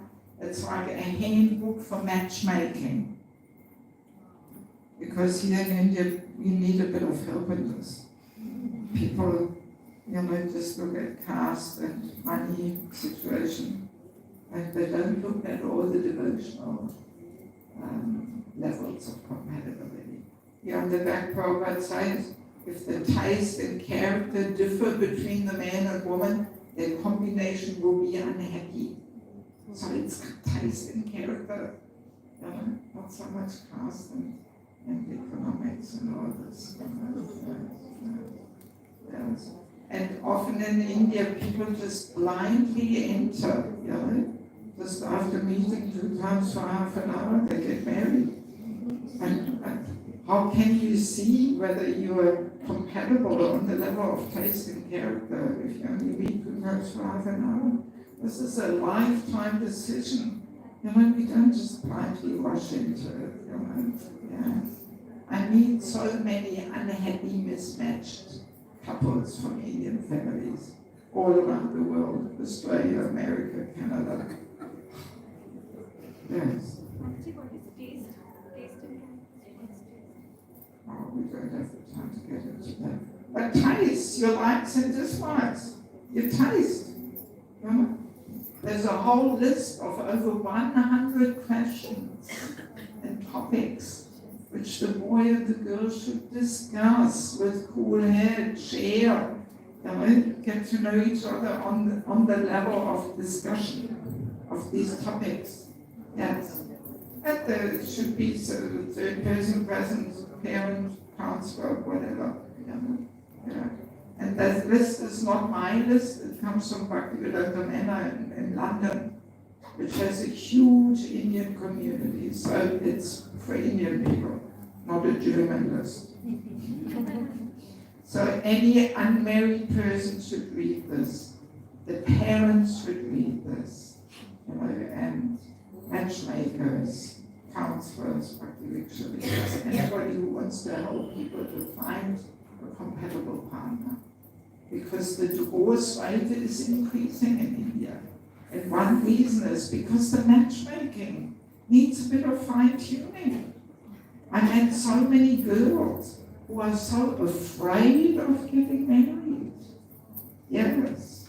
Often they're 35, 36. They don't even want to get married because of this, because they see. And some parents force their children to marry somebody. I've met even initiated devotees who rather give preference to the caste and arrange a spouse who's not a devotee but from the same caste than a devotee from a different caste. My God. I was in this illusion that Mahaprabhu and Prabhupada established that caste, birth, is not the main thing, but this is such a deep conditioning in India to hang on to this whole caste consciousness.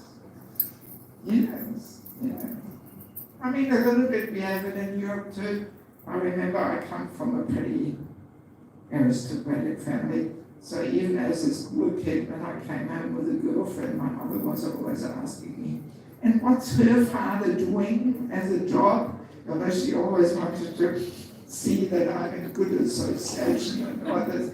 So a little bit this is there, and yeah. So, but, it's not. Happens all the time here also. Yes, it's not the main thing for success of a marriage, the caste. We can take the caste back to the Varnas and say, okay, if he is very Brahminical by nature, or if she is Brahminical by nature, then she should marry somebody who's also Brahminical, because husband should be superior in all regards. So if he is a simple Sudra type mentality person and she is very intellectual, this will not work. But the other way around, if he is very Brahminical, he can marry any girl. So then she will be more humble and look up to him and serve nicely, no problem. No problem. No problem. So yeah, we have to bring it back to the Varnas and not just the caste, the family line. Anyway, so and last but not least, family life is an ashram secrets of success. So there's a lot of secrets of success there. There's so many things in there. Basically, it helps us to create a culture of bhakti in the home. Yes. Many devotees' family life, not so much of an ashram, holy name, Bhagavatam, are not an important part of daily life. There's no culture of kirtan, no culture of sadhana, no culture of bhakti, and then the kids, of course, they will not want to be devotees. But if the culture of bhakti is there, then the children very naturally, they grow into Krishna consciousness. They see their father doing the Mangalarti, and every evening they have a little kirtan, that's how they finish the day. So that's a whole culture of bhakti then in the home. But if this is not there, then it will not be attractive. And there's also a whole chapter on physical intimacy in marriage. How to practically apply this principle of no illicit sex life in married life. Nobody talks about it. And for many people it's a mystery. And it can lead to marriage problems, even to divorce, if we don't understand things more deeply. So I hope it will be some contribution to make our Grihastha ashram stronger. Yes. So if anybody wants any of these books, these are $350 each, the other two are $300 each. So now these are just samples, because I had 2 big boxes, they all flew out like hotcakes in the first 2 programs. So we have a whole list of orders. You put your name and phone number down and which books you want. And if you trust me, please pay up front, otherwise it will be a little hard for me to get the money. You can pay by cash or by phone, QR code. Okay, so let's take our 15-minute break. So it's 10 past now. Let's say 25 past. We assemble again. Okay? So there's a bathroom